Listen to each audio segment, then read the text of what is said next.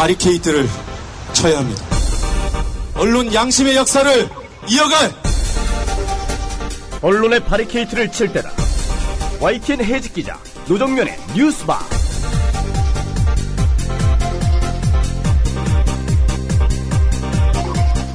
청취자 여러분 안녕하십니까? 어서 오십시오. 11월 13일 뉴스바 문이 열렸습니다. 뉴스 바리케이드를 치고 뉴스바를 시작한 지 벌써 2달이 훌쩍 넘었습니다. 이제 뉴스 바리케이드가 지켜내는 범위를 조금 더 확장해 보려고 합니다. 미디어 협동조합 국민TV의 지향이고 국민TV 조합원들의 바람인 TV개국의 막중한 책무를 저도 함께 짊어지려고 합니다. 기생방송, 좀비TV로 전락한 그러나 돈과 조직이 막강한 기성 영상보도 매체들로부터 안전한 영상보도의 안전지대를 개척해 보겠습니다. 기성 매체가 보유한 채널과 전파, 또 기성 매체가 돈으로 포장하고 있는 종일 편성, 국민TV는 쫓지 않겠습니다. 매일 생방송으로 TV뉴스를 전해드리는 시스템 구축이 1차 목표입니다. 쉽지 않은 과정이 앞에 놓여 있음을 잘 알고 있지만 여러분과 함께 발걸음 내딛겠습니다. 지지해 주시고 지켜봐 주시기 바랍니다. 오늘 뉴스바가 마련한 뉴스 메뉴들 간단히 설명드리겠습니다. 국가기관 대선 개입에 대응하는 범야권 연석회의가 출범했습니다. 향후 전국에 어떤 영향을 미칠지, 내년 지방선거까지 이어지는 새로운 차원의 야권연대인지, 또 참여하고 있는 여러 세력들은 어떤 생각을 하고 있는지 궁금합니다. 정의당 천호선 대표 만나보겠습니다. 오늘은 전태일 열사 43주기입니다. 열사를 추모하고 제 한번 올리면 되는 날이었으면 좋겠지만 43년 전이나 지금이나 노동자들을 대하는 권력의 횡포는 여전합니다. 민주노총 신승철 위원장 출연 예정도 있습니다. 오늘 뉴스의 재구성은 최근 설화에 휩싸인 새누리당 김진태 의원이 다양한 장소에서 실제 한 발언들을 가지고 가상의 문장을 구성한 내용이라고 합니다. 시사에너그램 공갈통에 집어넣을 말은 박근혜 대통령의 지난해 5.16 발언입니다. 잠시 후에 오겠습니다. 학교 폭력 피해 80%는 초등학교 때 시작됩니다. 초등학생 가해자는 3배 이상 늘었습니다. 스마트폰 왕따 문자 6배 이상 늘었습니다. 그런데 놀랍게도 피해 학생의 80%는 부모님께 말하지 않습니다. 이젠 걱정하지 마세요. 미리 다 알려주는 자녀 보호 어플 스마트 보디가드가 있습니다. 자녀의 학교 폭력 문자, 인터넷 고민 검색, 실시간 위치, 유해 컨텐츠를 24시간 감지하여 부모님께 다 알려드립니다. 미리 알면 안심할 수 있습니다. 구글 플레이에서 우리 아이 첫 번째 지킴이 스마트 보디가드를 설치하세요. 지금 설치하고 일주일 무료 체험하세요. 우리라이프 상조 홍대리입니다. 정치자와 국민TV 조합원의 성원에 힘입어 저희 사장님이 국민TV와 본격적인 업무 제휴를 하기로 하고 시원하게 쏘셨습니다. 우리라이프 상조는 어떤 위협에도 굴하지 않고 국민TV와 함께하는 신뢰받는 상조회사가 되겠습니다. 저희가 최고라고 하지 않겠습니다. 하지만 최선을 다하겠습니다. 열심히 하겠습니다. 지켜봐 주시고 도와주십시오. 1600-3267, 1600-3267 국민TV와 함께하는 우리라이프 상조 홍대리였습니다. 개념 상조 우리라이프 상조가 여러분들의 성원에 힘입어 국민TV와 함께 상생할 수 있는 제휴를 맺었습니다. 우리라이프 상조는 참다운 상조 서비스를 위해 바른 길만 가겠습니다. 지금 가입하시면 회원님이 납입하신 소중한 납입금의 10%를 매달 국민TV 발전을 위해 사용하겠습니다. 1600-3267 국민TV와 함께하는 우리라이프 상조입니다. 여우처럼 쇼핑하자 폭스마켓. 국민TV 손목시계 출시. 깔끔하고 선물용으로 좋은 골드 디자인. 고 김대중 대통령 국민의 정부 청와대 시계와 동일한 모델로 판매금의 30%가 미디어 협동조합의 기부금으로 쓰입니다. 국민TV와 함께하는 참 좋은 쇼핑몰 폭스마켓. 문의는 1566-5476. 검색창에 폭스마켓을 입력하세요. 폭스마켓.co.kr.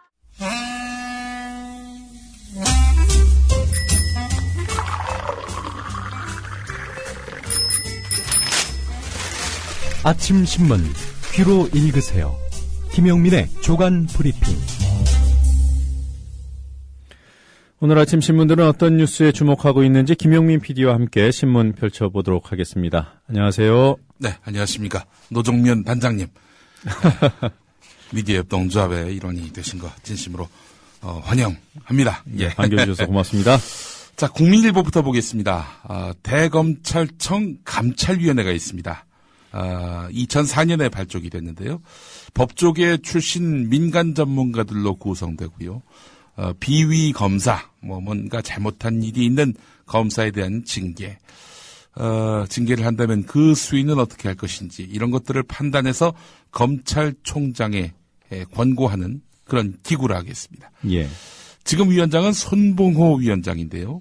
2004년 이후 계속 위원장직을 맡고 있습니다. 자, 이번에 그 윤석열 여주지청장에 대한 그런 징계에 대해서도 논의를 했었는데요. 손봉호 위원장이 국민일보 기자와 인터뷰를 했습니다. 자, 이런 말을 했습니다. 윤석열 여주지청장이 주장한 수사 외압 문제와 관련해서 감찰위원회에서 나를 비롯한 몇몇 위원이 외압 부분을 여러 차례 집요하게 질문했다. 외압이 어느 정도 근거가 있었다면 상당한 문제라고 판단했다. 이렇게 말했다는 겁니다. 예. 이에 대해서 이제 감찰본부, 대검 감찰본부는 외압의 흔적이 없었다라고 보고를 했다는 겁니다. 자, 근데 감찰위원회는 이런 그 감찰본부의 보고에만 사실상 근거를 둘 수밖에 없었다는 겁니다. 감찰위원회가 직접 신문하는 위치에 있지 않기 때문에 감찰본부 조사 결과만 보고 이걸 토대로 징계할지 말지 이걸 결정할 수밖에 없었다 이런 얘기입니다. 자, 그래서 내부 격론이 엄청나게 있었던 모양입니다. 위원회가 결론을 내지 못했다는 건데요. 감찰위원회는 이렇게 결론을 내지 못했는데 그래서 이례적으로 위원들의 의견 전부를 대검에 보고했다고 합니다. 예. 그리고 대검은 윤석열 지청장 그리고 박형철 부팀장에 대해서 정직 감봉이라는 중징계를 내렸습니다. 자, 이 손봉호 감찰위원장은 이런 말도 했습니다. 조영곤 서울중앙지검장에 대해서도 총장 경고 등 책임을 물어야 한다는 의견이 있었다. 이렇게 말이죠. 하지만 결론은 대검의 결론은 그 조영곤 지검장 그리고 이진한 2차장 모두 무혐의 이렇게 결론이 났습니다. 예. 이걸로 보면은 대검이 이미 이 윤석열 지청장을 징계하기 위해서 단일한 그런 조사 결과를 내놓고 여기에 그 감찰위원회는 거수기 노릇만 하도록 유도한 것이 아닌가 하는 그런 해석을 낳게 됩니다. 이 손봉호 위원장이 우리가 아는 손봉호 교수 그분인가요? 이 서울대 출신의 명예교수시죠. 고신대 네. 석좌 교수 그분인 걸로 알고 있는데요. 이게 민간 학계에서도 시민단체 학계 또 네. 민간 법률 전문가들이 다 포함되기 때문에 네. 그 손봉호 전 총장이 맞지 않나 그렇게 생각이 되네요. 예, 그렇습니다. 한번 좀 하여튼 손봉호 위원장이 이런 말을 했다면은 이 외압설 실체를 제대로 밝혔다면 결론이 달랐을 것이다라는 말. 한마디로 외압설 실체가 제대로 규명되지 않은 가운데 대검이 준 결과만으로 이번에 징계 수위를 결정했다. 이런 이야기가 되겠습니다. 네. 자, 문영표 보건복지부 장관 후보자가 어제 그 인사청문회에 출석했는데 참 어처구니없는 말을 했습니다.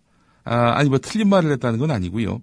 국민연금 장기 가입자는 이 기초연금 정부 안에 있어서는 손해를 더 볼 수밖에 없는 그런 처지가 된다. 이렇게 말을 했습니다.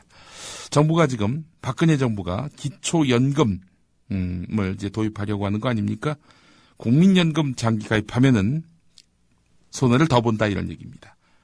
이것은 결국 정부의 설명을 뒤집는 것이기 때문에 큰 파장이 예상됩니다. 박근혜 대통령 지난달 26일 국무회의에서 국민연금 가입기간이 길수록 손해라는 주장은 사실과 다르며 가입기간이 길수록 가입자가 받는 총급여액은 늘어나게 돼서 더 이익이 된다 이렇게 말을 했는데 여기에 180도 다른 이야기를 새 복지부 장관 후보자가 이렇게 말했다는 겁니다. 네. 한국일보 일면에 이 기사가 있고요. 자, 이 필리핀 태풍 참사, 이 소식 제가 오늘 한겨레를 보고 놀랐습니다. 선교사로 중부 지역에 살던 사공모 씨 가족도 이 피해에서 예외는 아니었다. 이렇게 시작하는 기사인데요. 물과 음식물은 쉽게도 바닥이 났고 통신과 교통은 두절된 상태였고 구조의 손길 따라서 기약이 없고 그래서 사공 씨는 아내와 세 자녀를 상대적으로 안전한 교회에 남겨두고 혼자 탈출을 감행하기로 결심했습니다. 외부와 통신이 되는 곳에 먼저 가서 구조를 요청하거나 이동수단이라도 물색해야겠다 이렇게 결론을 내린 건데 그래서 목적지는 태풍 피해가 심하지 않은 또 다른 항구였는데요. 자, 차로는 2시간에서 3시간이면 갈 수 있는 거리였는데 자전거와 두 발로 그 길을 가야 했다는 겁니다. 필리핀은 총기 소지가 자유롭기 때문에 걸어서 이렇게 걸어간다. 이건 참 그야말로 천길 낭떠러지를 곁에 둔 외길이나 마찬가지였다. 기자는 이렇게 표현을 하는데요. 22시간을 걸어서 결국 외부와 통신이 닿는 곳에 도착할 수 있었다고 하는데 그래서 외교부와 통화를 했고요. 그곳에서 차량을 구해서 다시 가족을 구하러 살고 있는 곳으로 돌아갔다 이렇게 전하고 있습니다. 이 사공모 씨가 제 사촌 형입니다. 아, 그래요? 예. 그래서 지금 저희 가족들도 상당히 애태웠었는데 가족들하고도 이제 통화를 한 모양이죠. 그쪽 이야기는 지금 활동하고 있는 곳이 빈민촌입니다. 네. 굉장히 어려운 처지에 놓여 있는 분들을 상대로 해서 봉사활동을 벌이고 있는데 일단 그 지역 주민들을 교회가 있는 고지대로 이제 옮겨서 인명피해를 줄일 수 있었다 이렇게 얘기를 하고 있지만은 워낙 빈민들이다 보니까 태풍 피해는 컸고요. 그래서 어마어마한 그런 타격이 있었다. 이렇게 이야기하고 있습니다. 하여튼 연락이 더 닿는 대로 어떻게 좀 제가 도울 방법이 없는지 한번 찾아봐야 되겠다 이런 마음을 먹었습니다. 그러면 그 사공 씨 아내와 세 자녀 예. 교회에 남겨두고 먼저 안전한 곳으로 가서 연락을 취했다는 거 아닙니까? 예. 그분들의 지금 소식은 모르는 건가요? 예, 일단 고지대이기 때문에 네. 거기가 이제 태풍이 직접적으로 영향을 주지는 않은 것으로 지금 알고 있습니다. 네. 예. 자, 이 소식 눈길을 끕니다. 경향신문 일면 기사인데요. 정부가 임금제도 개선을 위해서 구성한 공식협의기구에서 통상임금 범위를 확대하는 방안을 마련했다는 겁니다. 상당한 쟁점이 됐었죠. 고용노동부가 구성한 임금제도 개선위원회에 참여했던 한 위원은요. 상여금이나 체력 단련비 등 명칭과 무관하게 정기적으로 근로자에게 지급되는 돈은 모두 통상임금으로 봐야 한다. 이 방안을 제1안으로 해서 노동부에 제출했다. 이렇게 밝혔다고 합니다. 예. 통상임금의 범위를 1임금 산정 기간에 지급되는 돈으로 국한하고 있는 노동부의 예규와는 다릅니다. 몇 달에 한 번씩 지급하는 정기상여금 역시 이 통상임금으로 보는 이런 법원 판례를 그대로 수용하는 아니라 하겠다. 이렇게 경향신문은 분석하고 있는데요. 자, 이 노동계는 법원 판례에 맞게 노동부 예규도 수정하라 이렇게 요구하고 있는데요. 자, 노동부는 이 위원회의 논의 결과를 뼈대로 해서 올해 안에 정부안을 마련하겠다는 입장을 밝혀왔었습니다. 그렇다면은 통상임금에 정기상여금도 포함되는 것 아닌가 하는 그런 전망을 해볼 수 있을 것 같습니다. 네, 우리 청취자분들 이해를 돕기 위해서 말씀을 드리면 이 통상임금 범위를 놓고 노동계와 재계가 소송전을 벌이고 있지 않습니까? 그렇죠. 관련된 여러 건의 소송이 있었고 그동안은 법원이 통상임금에 정기상여금이 포함된다는 판례를 유지해 왔기 때문에 예. 재계에서는 그로 인한 미지급 임금을 이제 지급해야 되는 그런 의무가 생겼고요. 예. 그것 때문에 재계가 로비도 하고 있을 것이고 또 반발을 극심하게 해서 지금 대법원에서 얼마 전에 예. 공개 변론까지 열리는 그러한 현실입니다. 만약에 대법원이 지금 노동부가 마련한 그 임금 개선위 방안대로 예. 통상임금의 정기상여금을 포함시킨다면 예. 재계 반발을 지급률이 뭐 나오겠죠. 당연하죠. 예, 그런데 뭐 당연히 지급했어야 될 돈이라는 판단이기 때문에 예. 다 지급을 하든지 아니면은 노조와 대화를 하든지 뭐 이래야 되는 상황인 것 같습니다. 대법원 판결에 앞서서 이렇게 뭐 판이 정리된다면 참 좋겠지만은 대법원의 흐름이 예사롭지 않다는 게 이정열 전 판사의 그 지적 아닙니까? 예. 지금 합의 전체 합의로 이렇게 결론을 내는 걸 보면 판례를 바꾸려 하는 것 아니냐 이런 우려도 지금 하고 있는 양상인데요. 네. 뭐 판례를 바꾼다 하면 이런 거죠. 상여금은 임금이 아니다. 네. 이런 식으로 결론을 내려는 것 아니냐. 이런 우려를 이정열 판사는 하고 있는데요. 네, 이 통상임금이라는 표현 자체가 우리가 뭐 현실에서는 잘 안 쓰는 용어이기 때문에 예. 어렵게 느끼실 수 있는데 이거는 이 방송 듣고 계시는 여러분들의 아주 직접적인 이해의 문제라는 점을 다시 한번 말씀드리겠습니다. 예, 우리나라 그 노동자가 1,600만이죠. 정규직 800만, 비정규직 800만 해서 1,600만 정도 되는데 네. 대다수가 당사자입니다. 네. 예의주시하실 사안이라 하겠습니다. 서울여대 이야기를 해보겠습니다. 이 서울여대가 기독교 학교입니다. 자, 여기서 무슨 일이 벌어지는지 소개를 해드리면 깜짝 놀라실 겁니다. 서울여대에서 청소일을 하고 있는 이제 내년이면은 이제 환갑을 맞는 양모 씨. 이분 지난 여름에 근무 중에 목이 말라서 경비실에서 물을 얻어 마셨다가 말을 못할 그야말로 어마어마한 폭언을 들었습니다. 양모 씨가 속한 청소 경비 용역업체의 소장으로부터 늙어 처먹어서 나 목 잘리게 할 일이 있느냐. 당신 같은 사람 아니라도 일할 사람은 줄을 섰다. 이렇게 고함을 질렀습니다. 그래서 그 이후로 수돗물만 마신다고 하네요. 이 양모 씨가요. 다른 여성 직원들도 오줌을 자주 싸니까 물 마시지 말라. 뭐 이런 말을 또 들어야 했다고 합니다. 항의를 하면 며느리가 남편을 따라야지. 친정에서 하던 대로 하자면 되겠느냐. 뭐 이런 면박을 들었다고 합니다. 청소일을 하는 53살 되신 이모 씨는 지난달 소장이 한 건물의 입간판을 닦고 있기에 왜 직접 하느냐고 물었더니 X 큰 놈이 X 흔들듯 청소한다라고 답하더라. 이 성희롱 발언이죠.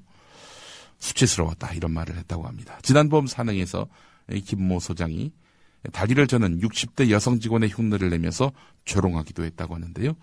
이 장면을 목격한 52살 이모 씨는 눈을 뜨고 못 볼 만큼 비참한 광경이었다. 소장이 사원들의 신체적 약점을 그렇게 놀려도 되는가? 이렇게 혀를 쳤다고 합니다. 네. 서울여대 경비 청소 하청업체 S사인데 S사 소속의 계약직 노동자들은 이처럼 관리자로부터 지속적으로 폭언과 욕설, 성폭력적 발언, 해고 협박 이런 것들을 받아왔다고 하는데요. 심지어 동료를 고자질하면 특근 배치 같은 이런 보상을 주는 등 비인간적 노무 관리를 하고 있었다는 겁니다. 이에 대해서 당사자는 기억이 나지 않는다. 민주노총에서 위장 취업한 사람들이 나를 음해하는 것 아닌가 의심된다 이렇게 말을 했다고 하고요. 서울여대 관계자는 업체의 잘못이 파악되면은 학교에서도 논의해서 대응하겠다 이렇게 밝혔다고 합니다. 네. 오늘이 전태일 열사가 산화한 이제 43주기 되는 날입니다. 노동 관련한 소식이 또 있습니다. 청소년과 대학생이 주로 아르바이트를 하는 편의점 등 대형 프랜차이즈 점포 10곳 가운데 8곳 이상이 근로조건 명시, 임금 지급에 관한 법을 제대로 지키지 않는 것으로 나타났다는 겁니다. 고용노동부가 지난 8월부터 9월까지 주요 프랜차이즈 브랜드 11곳에 946개 점포에 대한 근로감독을 실시했는데 85.6%가 근로기준법 등의 위반으로 적발됐다 이렇게 밝혔다고 합니다. 위반 사례별로 보면은 근로조건 명시 565건, 금품 지급 427건, 근로시간 71건, 성희롱 예방 같은 교육 관련 869건, 기타 951건에서 810개 점포에서 2,883건이 적발됐는데 브랜드별로는 카페베네 위반율이 98.3%였고요. 그 다음으로 GS25가 가장 많았습니다. 네. 이런 기사들 나오면 우리 소비자들이 소비자의 힘을 보여줘야 됩니다. 네. 카페베네 GS25. GS25는 위반 건수 1위입니다. 예. 위반율 1위는 카페 베네고요. 아무리 위반율이 높아도 98.3%는 뭡니까? 이건 뭐 카페 베네에서는 이 법이 없다는 거 아닙니까? 예. 카페 베네 앞 글자와 맨 마지막 음절을 조합하면 까네. 예, 까네네요. 예. GS25가 위반 건수 1위다. 이렇게 또 말씀을 드리겠습니다. 경향신문 13면으로 가보겠습니다. 이것도 역시 주목할 만한 소식인데, 쌍용 자동차의 대주주, 인도 기업으로 이제 또 넘어갔군요. 네, 오래됐죠. 예, 마힌드라. 중국 기업에서 마힌드라 그룹의 회장이 그 야당 의원들을 만나서 이런 말을 했다고 합니다. 쌍용차 해고자 복직 문제를 전향적으로 검토하겠다. 이렇게 말입니다. 심상정 정의당 의원이 밝힌 내용인데요. 심상정 의원은 은수미 홍영표 민주당 의원 그리고 권영순 고용노동부 노동정책실장과 함께 쌍용차 복직 문제를 논의하기 위해 인도에 다녀왔다고 합니다. 1시간 40분 정도 이 회장을 만났는데 노사관계 안정을 위한 해고자 복직이 필요하다. 이렇게 이야기를 했다고 하는데 이에 대해서 회장은 2009년에 합의한 내용에 유념하고 있다. 해고자 복직 문제는 경영 환경과 법적 상황 등을 지켜보고 있긴 하지만 법적 결과에만 의지하지 않고 사회적 책임을 다한다는 큰 틀에서 2014년 말까지 전향적으로 검토하겠다 이렇게 말했다는 겁니다. 이 말을 믿고 싶습니다. 경향신문 12면으로 가보겠습니다. 교육부의 교원 안보 연수에서 뉴라이트 인사들이 강연자로 나서서 유신 체제를 옹호하고 진보 성향의 정부를 공격, 폄훼하고 있는 것으로 확인됐다는 겁니다. 2001년부터 교원을 대상으로 시행하고 있는 안보 연수, 이거를 유기용 민주당 의원이 분석을 해봤더니 3년 동안의 안보 연수 강사 명단을 보면 대부분 뉴라이트 성향의 인사들이었다는 겁니다. 강좌당 30만 원씩 총 1,440만 원이 지급됐다고 하는데 말이죠. 강사진 중에 그 뉴라이트 성향의 인사들 말입니다. 네.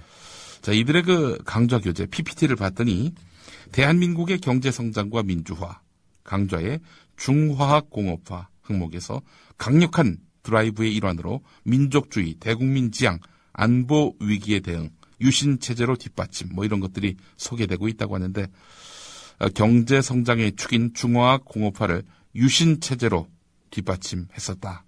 이렇게 밝혔다는 겁니다. 유신이 있었기 때문에 중화학 공업화가 가능했다. 이런 얘기가 되겠죠. 또 다른 뉴라이트 인사는요. 북한 대남 전략의 전개 양상 및 대응 전략 강좌의 교재로 썼던 자료에 최근 북한의 대남 전략 구사 양상이라는 소제목 아래에 그래서 근래 친북 좌파 세력을 지원, 구방전선은 친북 좌파 세력이 주도 이렇게 나와 있었다고 합니다. 우리의 대응 항목에서는 이념 투쟁인 사상전을 전개해서 대남 선동 노선 저지, 2012년 대통령 선거 시 선거권을 갖는 300여만 명의 재외동포를 친북화하려는 공작에 대한 대책 마련, 뭐 이런 식의 내용이 나와 있었다고 합니다. 네. 이건 뭐 한마디로 얘기해서 이 진보적 성향의 그 대선 후보를 친북으로 오도하고 또 유신 독재를 경제 성장의 어떤 밑거름이 됐던 것이다 라면서 옹호하는 이런 식의 편향 교육이 있었다는 겁니다. 시점으로 봐서는 이거는 뭐 대선 전이었으니까 당연히 대선 개입으로 봐야 되겠죠. 교육부가 이것을 주관했던 면에서 본다면 교육부의 책임도 상당하고요. 따라서 교육부 역시 선거 개입한 것 아니냐라는 추론을 할 수 있는 대목입니다. 이제는 안 한 부서를 찾는 게 더 빠지는 부처를 찾아내야 되겠어요. 빠지는 부처를 찾아야 될 것 같습니다. 자, 원로 사학자들이 교학사가 촉발시킨 고등학교 한국사 교과서 논란에 대해서 정부 여당이 앞장서서 한국사 교육을 이념 공세의 도구로 활용하려 하고 있다. 사태의 중심은 청와대로 볼 수 있다라고 이렇게 지적했습니다. 원로 사학자 명단을 보면은 강만길 전 고려대 교수가 있고요. 안병욱 전 가톨릭대 교수, 서중석 전 성균관대 교수, 윤경로 전 한성대 교수, 이만열 전 숙명여대 교수, 이런 분들의 이름이 보입니다. 네. 자, 경향신문 사면을 보겠습니다. 오늘 조선일보도 주목하고 있는 기사인데요. 새누리당이 국회 선진화법에 대한 헌법소원 심판 청구를 검토하고 있는 것으로 전해졌습니다. 자기들이 만든 법에 대해서 이거 위헌 아닌가 이렇게 심판 청구를 하겠다, 이런 얘기 아닙니까? 한마디로 얘기해서 국회 선진화법 뭐 전에도 말씀을 드렸습니다마는 과반을 넘는 정당이 무소불위의 그런 의결을 할 수 없도록 하는 그런 법입니다. 첨예한 그런 쟁점 사안에 대해서는 반드시 야당과 합의를 해야만 통과시킬 수 있는, 이게 한마디로 얘기해서 국회 선진화법입니다. 야당과 협의를 해야 되기 때문에 뭐 사실 그렇다면은 뭐 국회에서 더 이상 폭력 같은 것들은 없어지지 않겠습니까? 네. 육탄저지, 뭐 날치기 이런 것들이 없어지지 않겠느냐 하는 차원에서 야당이 될 것으로, 소수당이 될 것으로 짐작했던 새누리당이 추진했고, 또 결국 뭐 다수당이 돼서도 결국 통과시킨 법인데, 이 법이 위헌 아니냐 이렇게 또 헌법재판소에다 물어보겠다라는 건데, 이에 대해서 뭐 경향신문의 분석은 이렇습니다. 뭐 이거를 실제로 선진화법을 뒤집을 마음이 여당에게는 없다. 대야 압박 전략일 것이다. 식물국회로 만드는 야당에 대한 압박 수단으로서 여당이 선진화법을 없앨 수도 있다, 이런 식으로 이야기하는 것 아니겠는가, 이렇게 경향신문은 보고 있는데요. 그러니까 뭐 선진화법 때문에 선진화법을 개정하기도 여당 마음대로 안 되는 거죠. 그렇죠. 예. 그래서 이제 헌법 소원을 청구하겠다는 건데. 예. 글쎄요, 지금 민주당 김관영 수석 대변인 얘기가 이 기사 말미에 나와 있는데 눈에 확 들어옵니다. 예. 새누리당은 헌법재판소를 자신들의 자회사로 생각하는 것 아닌가. 헌법재판소의 구성을 보게 되면은 확실한 야당 편은 한 명이죠. 야당 추천 헌법재판관은 딱 한 명인데, 뭐 그렇게도 생각할 수 있겠네요, 보니까. 예. 헌법재판소 같이 중요한 기관의 그 구성 비를 볼 때 우리는 뭐 여권, 야권, 보수, 진보 이렇게 나누는데, 예. 양심과 비양심으로 나누고 싶어요. 예. 뭐 지금 우리나라의 정치 구조 자체가 상식 대 몰상식의 그 대결 구도 아닙니까? 네. 그렇게 보는 것이 또 정확합니다. 노정면 단장께 여쭙고 싶습니다. 이 다음에 나오는 동아일보 기사 말이죠. 동아일보와 조선일보만 실명이 나왔고요. 나머지 신문은 중앙일보조차도 실명이 나오지 않았습니다. 유명 시인이 여중생 제자를 성추행했다, 이런 의혹에 휩싸여서 충격을 주고 있다. 네. 이런 내용인데요. 예. 뭐 사안을 보면 이게 사실이라면 정말 용서하기 힘든 그런 사안이죠. 선생님이 학생을 불러다 놓고 성추행을 한 것인데, 자, 그래서 또 이 학생은 정신적 충격으로 심리 치료를 받은 것으로 알려졌는데요. 조선일보하고 동아일보는 아주 앞장서서 실명 보도에 이렇게 거침이 없는데 말이죠. 예. 뭐 이런 사실이 있었다는 정도로 말씀드리고 넘어가야 될 것 같습니다. 네. 예. 이참 관광공사 사장, 이분이 일본 성인 퇴폐업소에서 향응을 받았다는 폭로가 나왔습니다. 사정기관도 사실 확인에 들어간 것으로 알려졌다는 보도, JTBC가 보도한 것입니다. 경향신문이 이걸 옮겨 실었는데요. 이참 사장이 지난해 설 연휴에 관광공사의 용역업체 회장을 비롯한 임원 등과 함께 일본을 방문했는데, 이 방문 과정에서 이참 사장 등이 퇴폐업소에 출입했다, 이렇게 보도를 했습니다. 일본에 갔던 용역업체의 이모 씨는 이참 사장이 성인업소를 가고 싶다고 해서 일본 관광회사 임원의 안내로 이참 사장과 우리 회사 회장이 성인 퇴폐업소를 찾았다, 이런 얘기를 했는데, 이참 사장은 이에 대해서 합법적인 업소에서 마사지를 받은 적은 있지만 부적절한 관계는 없었다, 뭐 이렇게 얘기를 했다고 하는데요. 예. 자, 이런 사실이 어떻게 알려지게 됐느냐. 관광공사와 추진하려던 용역 업무가 자신들의 자격 미달로 무산되자 보상을 요구하며 분쟁을 벌이는 과정에서 불거지게 됐다고 하는데요. 성매매 여부를 떠나서 이참 사장이 개인적으로 용역업체와 일본으로 외유에 나서고 성매매가 가능한 업소에 출입했다는 사실, 여기까지는 확인된 거 아닙니까? 이것만으로도 비난을 피하기 어려울 것으로 전망된다는 그런 보도였습니다. 그러니까 자격 미달로 공사 추진이 무산될 뻔했던 그 용역업체가 예. 비용을 댔다는 거예요? 예. 무산됐습니다. 그건 한마디로 보복한 거군요. 네, 그렇죠. 이거 참. 이런 일이 다 발생이군요. 예. 오늘 여기까지 하겠습니다. 네, 잘 들었습니다. 수고하셨습니다. 예.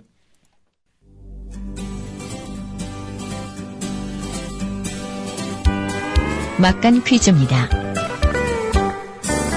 선거구당 평균 인구수를 비교해봐도 충청 지역이 과소대표되어 표의 등가성 원칙이 심각히 훼손되고 있는 것은 충청 지역에 대한 대표적인 지역 차별입니다. 대전과 충남, 충북 등 충청권 새누리당 의원 10여 명이 기자회견을 자청해 충청권 의석수를 늘리라고 주장했습니다. 호남보다 인구가 많은데 호남보다 의석이 적다는 이야기입니다. 문제 드립니다. 현재 충청권은 526만 8천여 명, 호남권 525만여 명인데요. 영남권은 몇일까요? 1번 600만, 2번 900만, 3번 1000만, 4번 1300만. 답을 아시는 분은 정답과 함께 연락 가능한 이메일을 적어주세요. 세 분을 선정해 기념 음반을 보내드립니다.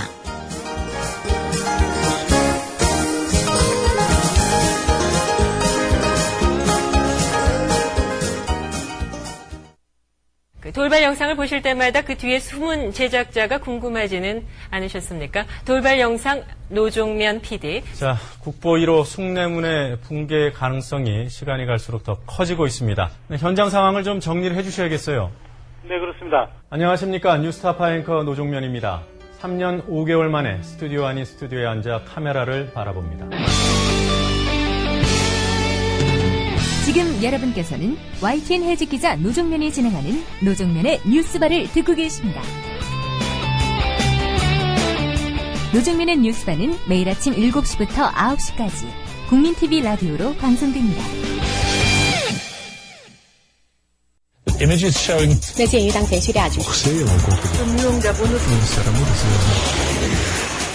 국제뉴스 한반도 정세를 한눈에 황준호의 월드 리뷰.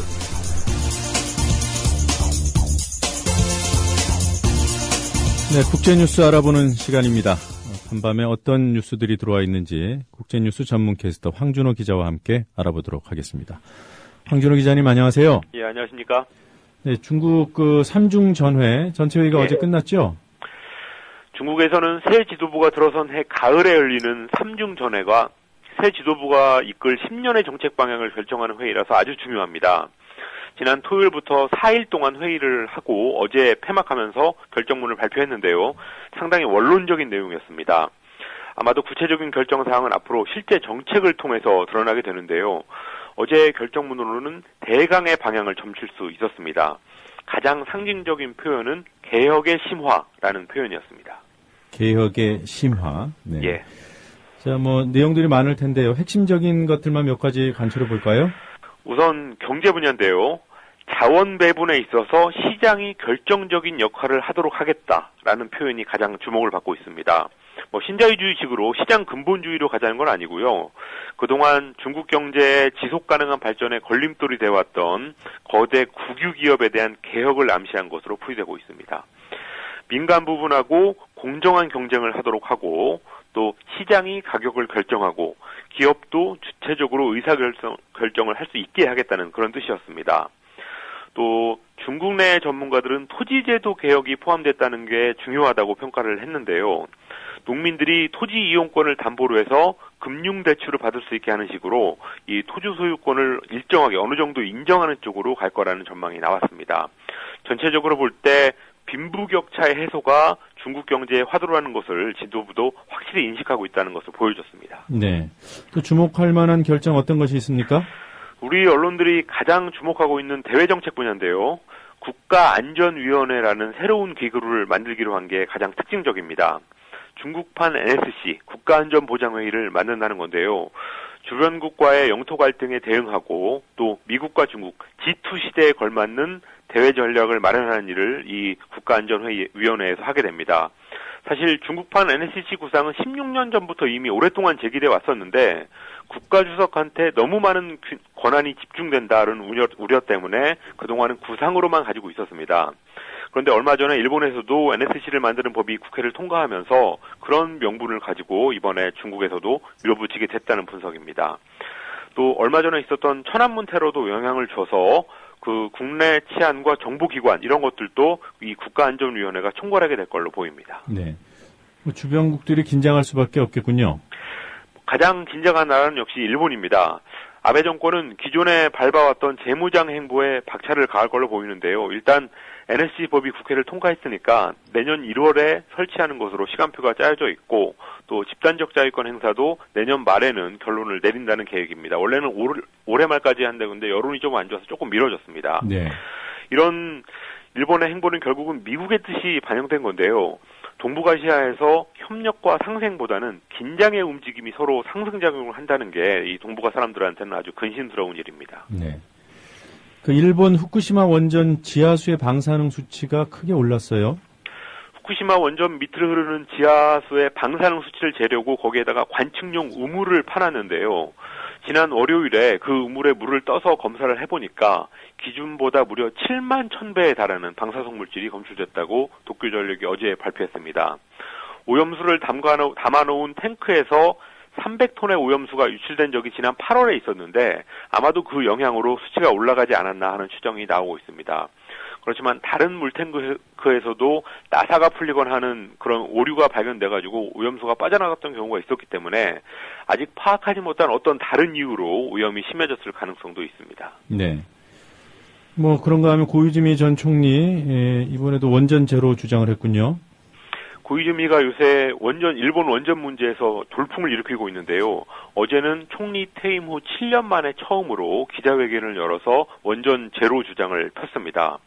기자들이 350명이나 왔다니까 얼마나 일본에서 뜨거운 관심을 모으는지 알 수 있었는데요. 자기의 원전 제로 주장이 무책임한 게 아니라 일본에다가 원전 폐기물 처분장을 만들 수 있다고 주장하는 사람들, 이 사람들이 훨씬 더 낙관적이다. 그러니까 나이브하고 무책임하다고 공격했습니다. 그러면서 현재 야당이 모두 탈원전에 찬성하고 있으니까 아베 총리만 결단하면 된다고 총리한테 그 결단을 촉구했습니다. 일본에서 이렇게 보수 본류에 입장하고 다른 주장을 하는 정치인들은 어떤 방식으로건 보복을 당해왔던 게 일본의 정치사라고 해도 과언이 아닌데요. 이런 고이즈미의 거침없는 탈핵 행보에 보수 본류 그리고 원전 마피아들이 아마도 반격을 준비하고 있지 않을까 싶습니다. 우리는 이런 고이즈미 전 총리를 응원해야 되는 겁니까? 그런 것 같습니다. 일단은. 네, 미국에서 그 온라인 쇼핑몰의 강자죠. 아마존이 우체국하고 상생 모델을 선보인다고 하던데 어떤 내용입니까? 아마존은 미국의 대표적인 온라인 쇼핑몰이고 또 미국의 우체국은 우리처럼 국영 기업인데요. 두 기업이 일요일 상품 배송 서비스를 하기로 제휴를 맺었다고 뉴욕타임스가 보도했습니다. 미국 우체국은 사람들이 이메일을 많이 쓰게 되면서 우편 업무가 줄어들었고 또 택배 업무도 싼 것만 취급하면서 그동안 경영난을 많이 겪어왔습니다. 그러다가 이번에 아마존하고 손을 잡으면서 우체국은 아마존이라는 고정 고객을 확보해서 경영난을 해결하고 또 아마존 쪽에서는 우체국의 촘촘한 배달망을 이용해서 일요일 배송 서비스를 하게 됐습니다. 국영기업과 민간기업이 어떻게 상생할 수 있는지를 보여줬는데요. 뭐 앞으로 부작용이나 문제점 이런 것들이 없지는 않겠지만 어쨌든 이런 게 상생경제고 창조경제가 아닌가 하는 생각이 들었습니다. 또 아마존은 자기들 때문에 위기에 몰린 동네 서점하고도 협력하는 사업을 여러 가지를 현재 시도하고 있습니다. 우리 황준호 기자가 창조경제 얘기하니까 좀 안 어울리는군요. 자, 미국이 쇠고기 수입 규제를 완화하는 결정을 내렸던데 이거 꽤 주목해서 봐야 될 기사죠? 그런 것 같습니다. 미국 농무부 산하의 동식물 검역소가 30개월 이상의 쇠고기를 포함해서 뼈 없는 쇠고기를 미국으로 들여오는 것, 수입하는 것을 허용하는 조치를 단행했습니다. 미국은 그동안 다른 나라들한테는 쇠고기 시장을 완전 개방하라라고 요구하면서 정작 자기들이 수입하는 들여오는 소고기에 대해서는 광우병 위험이 없는 쇠고기까지 수입을 금지해 왔었습니다. 그래서 미국이 이율배반적이다라는 비판을 많이 받아왔는데 이번에 미국으로 들여오는 그 수입의 규제를 완화하게 됐습니다. 그런데 미국이 이렇게 결정하게 된 의도가 중요한데요. 자기들이 먼저 문을 열 테니까 한국과 일본 이런 나라들도 30개월 이상의 쇠고기 수입을 제한하는 조치를 풀어라라는 요구를 하기 위한 사전 포석이 아니냐라는 분석이 나오고 있습니다. 하나를 내주고 둘을 취한다. 살을 내주고 뼈를 취한다. 육참 골단의 그런 정책이 아닌가 싶은데요. 그렇습니다. 주목해서 봐야 될 움직임인 것 같습니다. 러시아 푸틴 대통령이 오늘 서울에 오죠? 예. 주목할 만한 합의가 있을 것이다 이런 보도가 있던데요. 한러 정상이 나진 하산 철도 및 시베리아 횡단 철도 협력에 관한 양해각서 MOU를 체결할 예정이라고 합니다. 북한의 나진하고 또 러시아의 하산 이 철도를 잇는 사업에 북한의 지분이 30%고 또 러시아의 지분은 70%인데요. 국내 기업들이 러시아 쪽 지분의 일부를 인수하는 방안을 논의한다는 겁니다. 박근혜 대통령이 지난 9월에 부산에서 러시아를 거쳐서 유럽까지 가는 철도가 있었으면 좋겠다 이런 말을 했었고 또 푸틴 대통령은 이 한반도 횡단철도하고 시베리아 횡단철도를 잇는 걸 아주 오래전부터 원했던 거니까 네. 그런 두 정상의 뜻이 맞아서 이렇게 양해각서가 체결되는 것으로 보입니다. 네. 얼마나 의미가 있을지 모르겠어요. 이명박 대통령 시절이 떠오르는데요.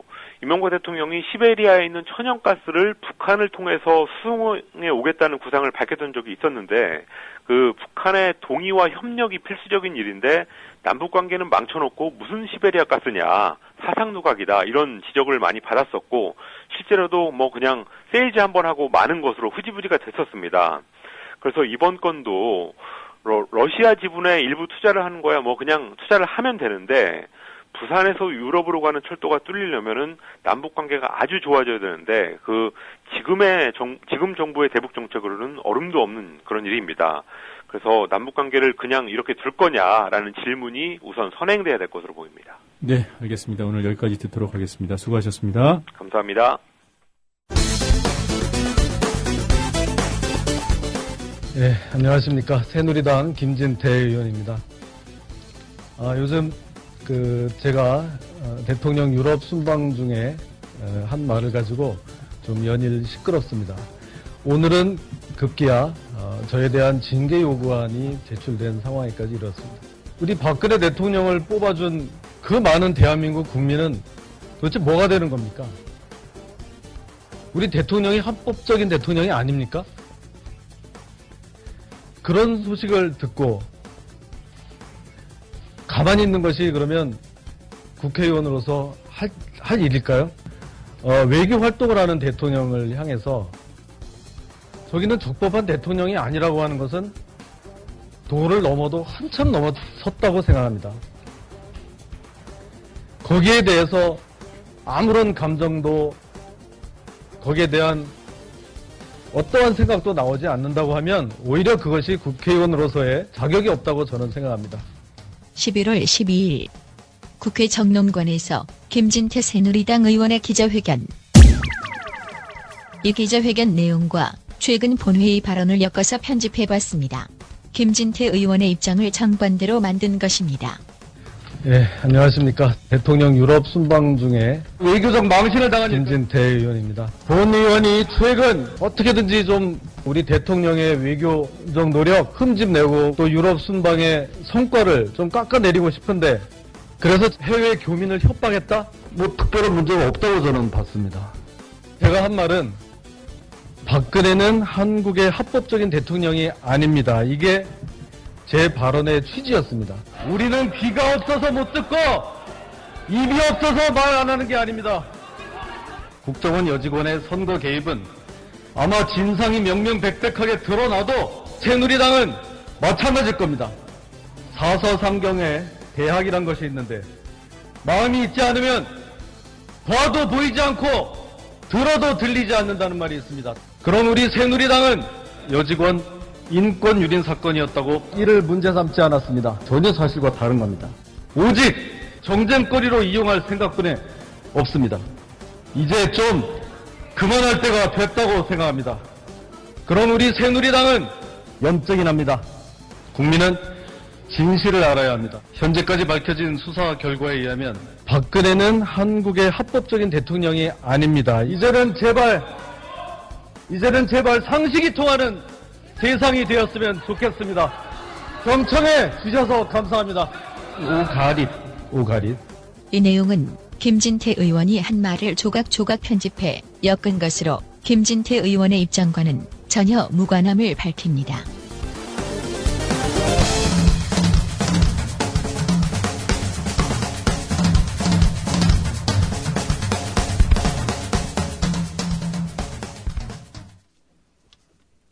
노종면의 뉴스바와 함께하고 계신 지금 시각은 7시 44분입니다. 이 시각 간추린 뉴스입니다. 미국 정부가 그간 유지해왔던 외국산 쇠고기 수입 규제 방침을 완화했습니다.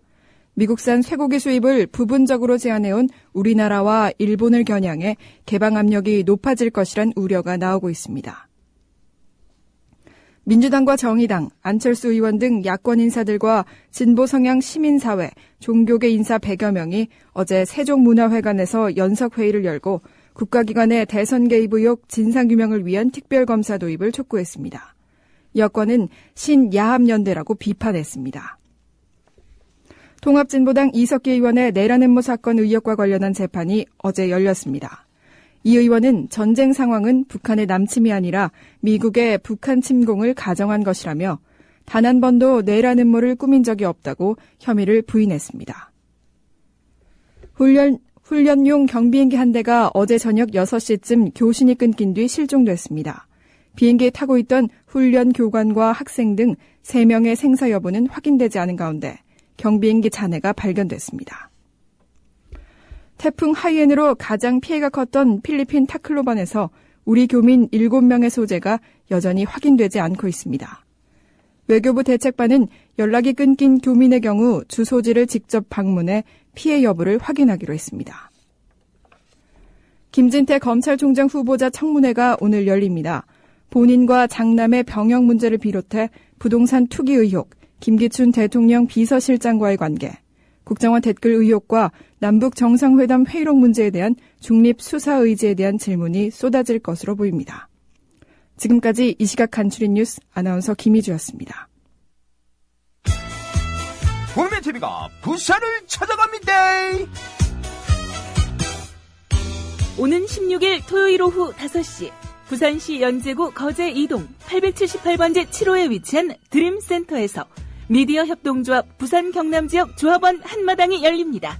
문희정 아나운서의 사회로 모비딕의 콘서트, 미디어 협동조합 최동석 이사의 협동조합 특강, 민동기 김용민의 미디어 토크 공개방송, 그리고 부산 경남지역 조합원 협의회 창립총회로 꾸밀 이번 한마당에 부산 경남 조합원과 시민 여러분 모두를 초대합니다. 잊지 마세요. 16일 토요일 오후 5시 부산 지하철 거제역 7번 출구 근처 거제교회 드림센터에서 마련하는 미디어 협동조합 부산 경남지역 조합원 한마당. 공정 언론의 꿈을 품은 모든 부산 경남의 동지들과 함께합니다.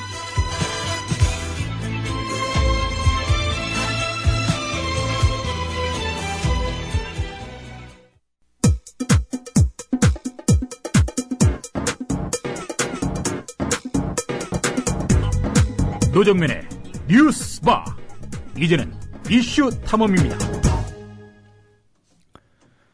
지난 대선 이후 각계약진, 아니죠, 4분 오열돼 있었던 야권이 단일 대우를 형성했습니다.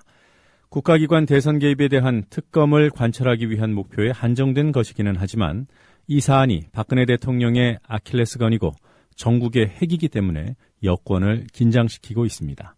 범야권 연석회의, 여기에 참여하고 있는 정의당 천호선 대표 전화로 만나보겠습니다. 천 대표님 안녕하세요. 예, 안녕하십니까. 자, 이 연석회의에는 어떤 분들 그리고 어떤 세력이 참여하고 있는지요? 예, 어저께 잘 보셨으면 아시겠지만 야당 정치권 세력 중에 민주당 그리고 저희 정의당 안철수 의원 등과 함께 하시는 분들이 모여 있고요. 네. 또 우리가 너무 잘 아시는 민주화 운동과 또는 종교계 원로분들, 시민사회단체 대표들이 거의 망라되어 있다고 보시면 될 것 같습니다. 네. 앞으로 외연이 더 확대될 가능성도 있나요? 글쎄요, 그 부분도 또한 노력해야 될 부분인데요. 일단 모이실 수 있는 부분은 다 모이신 거 아닌가 싶기도 합니다. 네. 지금 원내 의석을 가지고 있는 통합진보당 같은 경우에는 그게 배제가 되는 건가요? 일단 이 연석회의 구성을 시민사회분들이 주도를 하셨습니다. 정당의 의견도 들었습니다만 아마 이번에 원칙 중에 하나가 내부에 이견이 없는 범위 내에서 모이는 것이 좋지 않겠느냐 이런 분위기가 형성되었던 것으로 알고 있습니다. 그러면 통합진보당의 참여 여부에 대해서는 이견이 있다는 말씀이시군요. 예, 그렇게 파악을 하고 판단하신 것으로 알고 있습니다. 네. 특검을 하려고 하면 대상이 되는 사건을 법안에 특정해야 되는 거죠? 그렇습니다. 네. 어떤 내용이 들어갈까요? 예, 지금 아시다시피 특검 제안을 최초로 했던 건 저희 정의당입니다. 지난번에 그 검찰총장, 그리고 수사팀장을 찍어내는 직후에 저희가 이렇게 되면 검찰 수사의 공정성을 기대하긴 매우 어렵다. 특검을 검토하자라고 제안을 드렸었고요. 구체적인 안을 내신 것은 안철수 의원이십니다. 민주당도 아직 구체적인 안을 갖고 있지는 않습니다. 그래서 어저께 저희가 태스크포스를 연석회의에서 만들기로 했는데 이 특검법안의 수사 대상, 그리고 범위, 기간, 그리고 수사 특검을 누가 추천할 것인가 이런 문제는 아직 다 열려있기 때문에 함께 논의를 해나가 봐야 할 것으로 알고 있습니다. 그러면 안철수 의원 측이 만들어 온 안이 일단은 초안이 되겠군요. 그렇게 될 수 있겠죠. 네, 그걸 가지고 논의를 하면서 살을 붙이고 빼고 하겠군요. 네. 그렇습니다. 자, 일단 이런 국가기관의 대선 개입 의혹의 중심에는 국정원이 오래전부터 거론이 돼 왔고요. 그리고 또 최근에 국군 사이버 사령부까지 증거들이 나오면서 군으로까지 확대됐단 말이에요. 그런데 국정원이나 군이 과연 과거에 특검의 대상이 됐었던가 또는 특검의 대상이 법률적으로 가능한 것인가 이런 의문이 생깁니다. 어떻습니까? 반론을 제기하는 분들도 있을 수 있겠습니다만 특검의 대상이 이렇게 되지 못할 이유는 하나도 없다고 생각합니다. 어떤 법적인 제약이 있는 것은 아니고요. 다만 이제 지금 현 정권의 국가기관들이 워낙 이런 부분에 대해 협조를 잘 하지 않아서 나중에 특검이 되더라도 자료 제출 같은 것들 또 증언 등에 대해서 매우 소극적일 가능성이 있어서 이번 특검을 만들면 이 부분에 대한 강력한 어떤 대책을 반영해야 한다는 그런 생각을 가지고 있습니다. 네, 전례는 없었던 일이죠. 글쎄요, 저도 제 기억엔 그렇습니다. 쭉 특검을 한번 대강 훑어봤지만 군이나 어떤 국정원을 대상으로 했던 적은 없었던 것으로 기억하고 있습니다. 네. 특검이 가장 주력해서 파헤쳐야 될 사안은 뭐라고 보시는지요? 예, 굉장히 사실 범위가 넓습니다. 조금 전에 말씀하셨듯이 국정원 자체가 이미 선거에 개입했다는 건 거의 윤곽은 드러났습니다. 기본적인 윤곽은 드러났고 그 지시사항이 어디까지인지 또 더 많은 것은 있지 않는지 하는 부분이 있고요. 군 사이버 사령부가 들어가고 국가보훈처의 교육도 또한 그 대상이 되지 않을 수 없다고 봅니다. 일단 이 세 개 기관의 불법 선거 개입 문제와 더불어서 안철수 의원이 제기한 법안에도 들어 있습니다만 지난 이 문제에 대한 수사 과정에서의 외압 또한 또 상당히 심각하고 중대한 범죄 행위가 될 수 있다고 보기 때문에 이것까지 포함해야 되지 않는가에 대해서는 공감이 이루어져 있다고 생각합니다. 네, 그러니까 지금까지 드러나 있는 주요한 국가기관들의 대선 개입 그런 사안들 그리고 이것들이 수사기관에 의해서 밝혀지는 것을 막는 과정에서 불거졌던 그런 외압 의혹들 이런 부분들이 주로 파헤쳐야 될 사안이라고 보시는군요. 네, 참여하고 있는 세력들의 입장이 조금씩 다를 수 있겠습니다만 연석회의 명의로 나눈 어제 국민에게 드리는 글 여기에 지난 대선을 관건 선거 그리고 헌정 질서를 훼손한 것으로 규정을 했더군요. 대선 불복 여부에 대해서는 생각이 다를 수 있겠습니다만 부정선거였다라는 데는 다 동의를 하는 건가요? 그렇습니다. 그 문제에 대해서는 이견이 없다고 보고요. 대선 불복을 주장하는 사람들은 이 안에 어느 분도 공식적으로 그런 주장하는 분은 안 계신 걸로 알고 있습니다. 대선 불복이라는 것은 선거 결과에 승복하지 않고 대통령을 인정하지 않겠다 이런 뜻인데 지금 야당이 그리고 또 야권이 요구하는 것은 진실을 밝히고 그런 문제가 다시 일어나지 않도록 조치를 취해달라고 박근혜 대통령이 요구했던 것입니다. 물론 그 요구를 아주 한치도 물러섬 없이 부정하고 거부하고 계신 건데요. 어느 누구도 그런 의미에서 대선 불복 세력이라고 얘기할 수 없다고 보고요.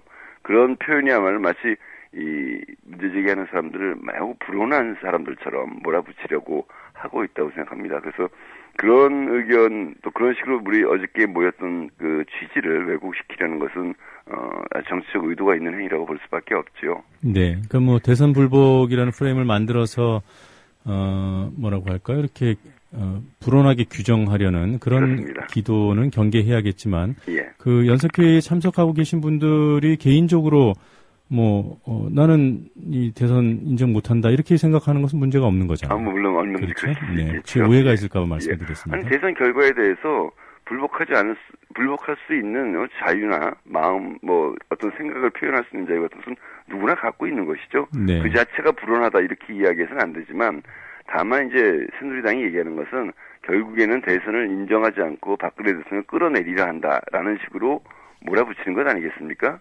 현재로서 그것을 자신의 계획으로 목표로 삼고 있는 분은 계시지 않다고 봅니다. 예. 일단 지금 연석회의의 공식 입장은 관건 선거, 헌정 질서 훼손 이 내용을 조금 더 구체적이고 명확하게 밝혀서 책임까지 묻겠다 이런 것으로 이해하면 되겠군요. 예, 어저께 요구가 3가지로 딱 요약되는데요. 네. 하나는 이제 특검을 하자는 것이고요. 네. 두 번째는 김기춘 비서실장, 황교안 법무부 장관, 그리고 남재준 국정원장 이 세 분이 선거에 개입하고 선거의 어떤 진실을 밝히는데 불법 선거의 진실을 밝힌 것을 비흔든 당사자들이기 때문에 이분들을 퇴진시켜야 된다. 그리고 세 번째는 조금 전에 말씀드렸던 국정원이나 군 등의 어떤 선거 개입이 다시는 재발되지 않도록 근본적인 개혁안을 마련해야 된다. 이렇게 3가지 요구로 집약되어 있습니다. 네. 예. 그리고 특검 결과에 따라서 책임자에 대한 지금은 김기춘, 남재준 그리고 황교안 이 3분만 얘기를 하고 있습니다만은 책임 범위가 더 확대될 수는 있는 거죠. 그렇죠. 물론 이 3분에 대해서는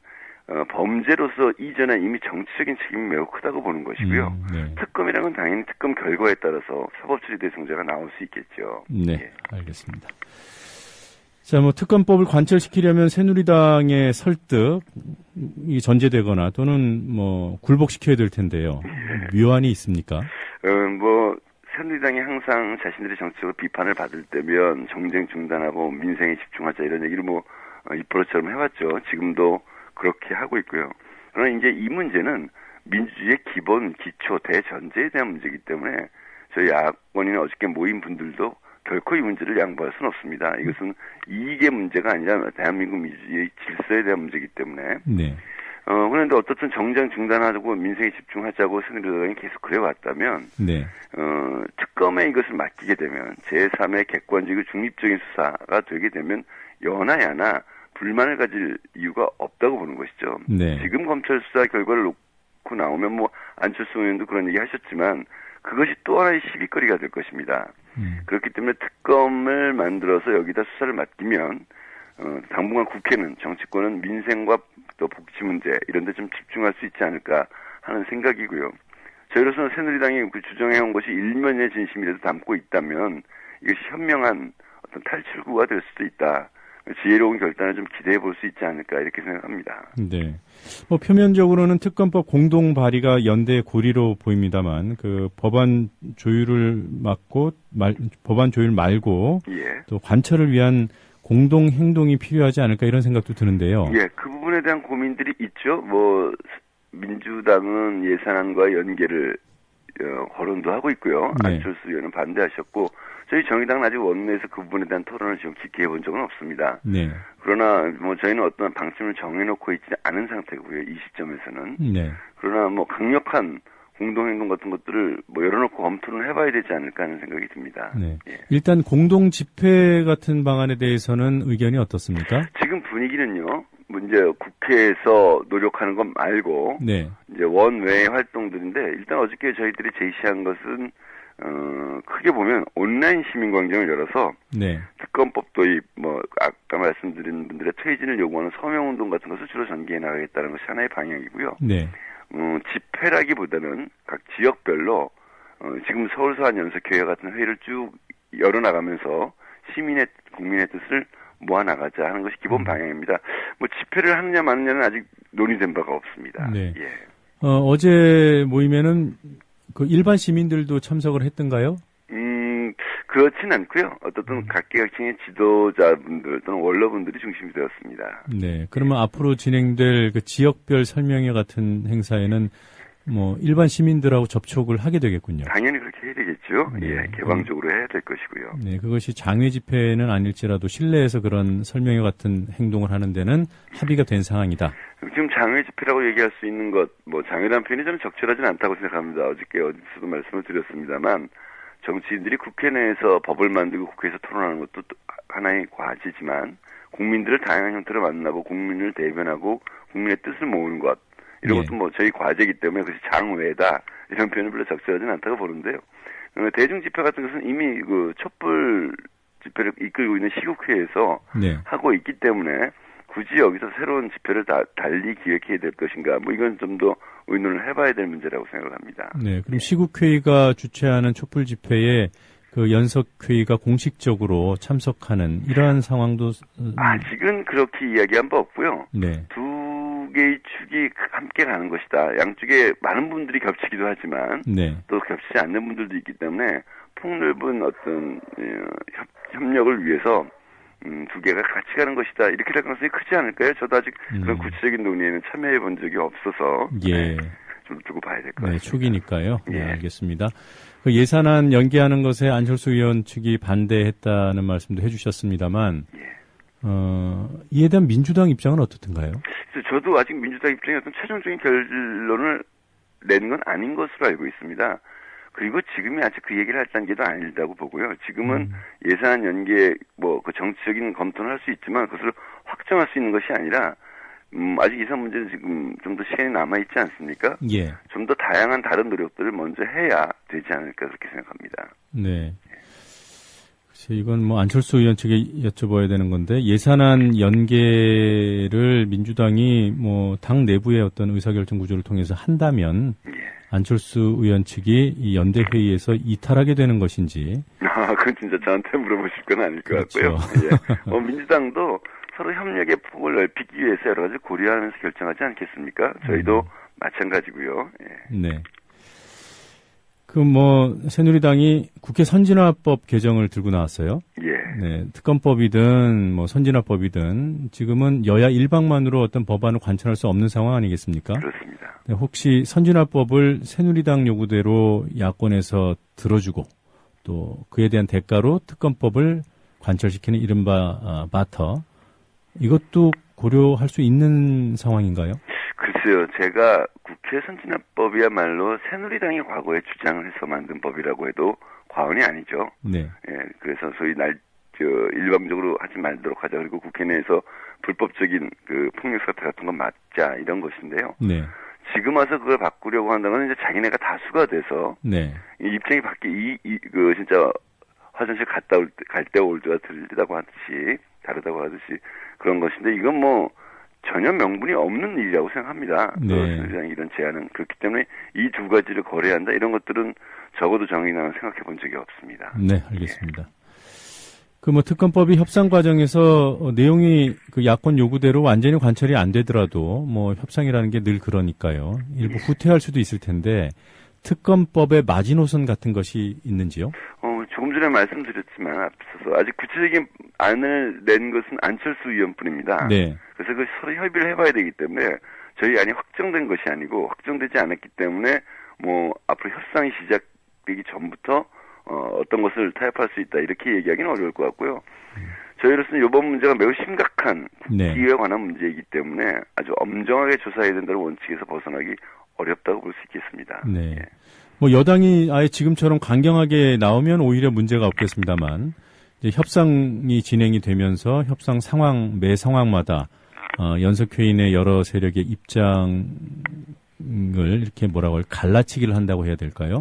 이런 전술을 여당이 쓸 수도 있지 않겠습니까? 그래서 그 연석회의라는 어떻게 보면 좀 느슨한 조직인데 합의된 의사결정 구조가 있어야 되는 거 아닌가요? 예. 그런데 저는 큰 걱정하지 않는 것이 지금 구체적인 안을 낸 게 안철수 의원 아니신데요. 네. 안철수 의원 안이 매우 부족해 보이진 않습니다. 기본적으로 저희도 공감할 수 있는 내용이기 때문에 내부의 이견이 이미 있다 이렇게 볼 수는 없을 것 같고요. 앞으로 진행되는 과정에서 연석회의가 오히려 힘을 좀 단단하게 모아서 이번 특검이 성과를 낼 수 있도록 분명하고 강력한 어떤 내용을 담는 것으로 작용할 수 있는 측면이 더 큰 거 아닐까요? 너무 이렇게 내부의 의견을 확대해서 해석할 필요가 없다고 생각합니다. 뭐 지금의 의견이 아니라요. 예. 만약에 이것도 뭐 새누리당한테 물어봐야 되는 거긴 한데 새누리당이 좋다. 국정원은 특검하자. 근데 다른 기관으로까지 확대하는 것은 부적절하다. 뭐 이런 식으로 일종의 수정안을 낼 그런 경우 얘기들이 나올 수도 있겠죠. 그렇게라도 나와줬으면 좋겠습니다. 일단은.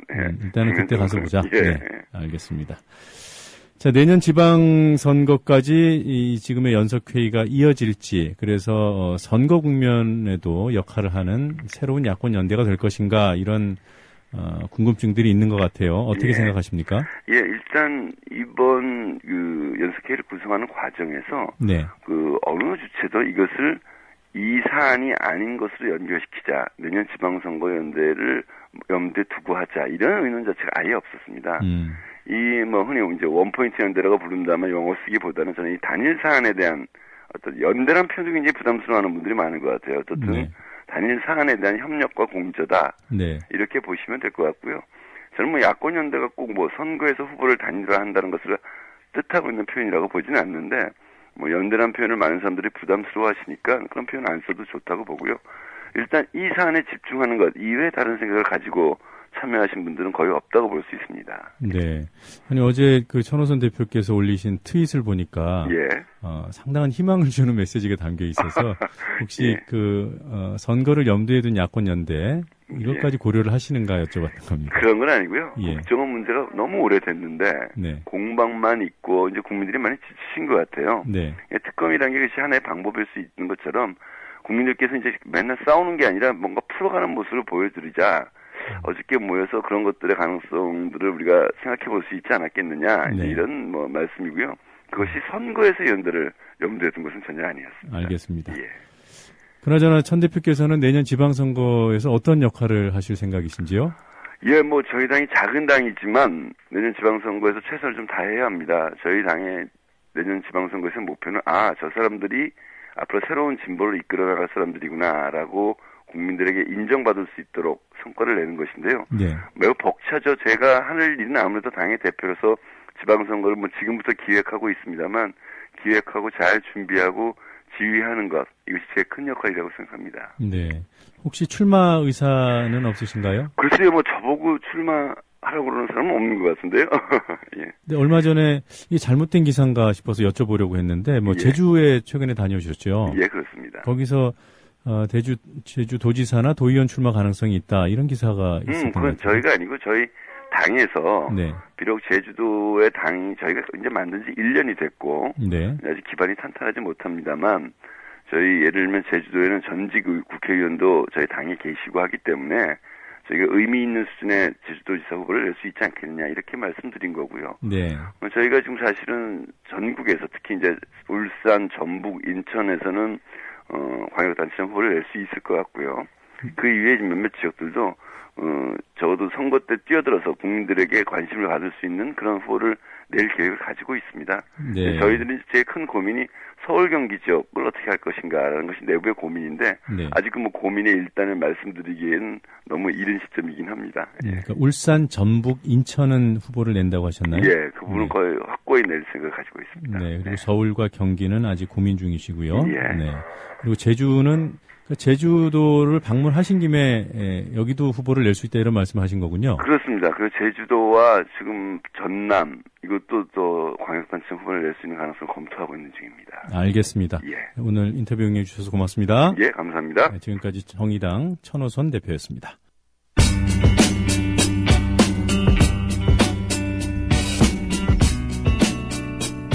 진선미 의원과 함께하는 이재정의 70.5 공개방송.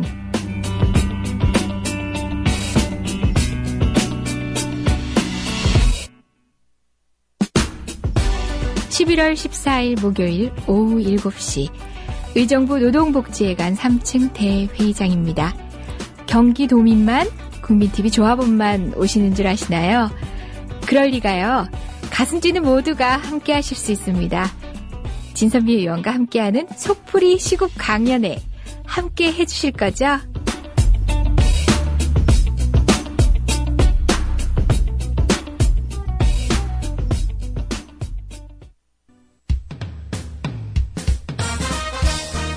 공정한 시각, 따뜻한 관찰. YTN 해직 기자 노종면의 뉴스바. 이제는 초대석으로 함께합니다.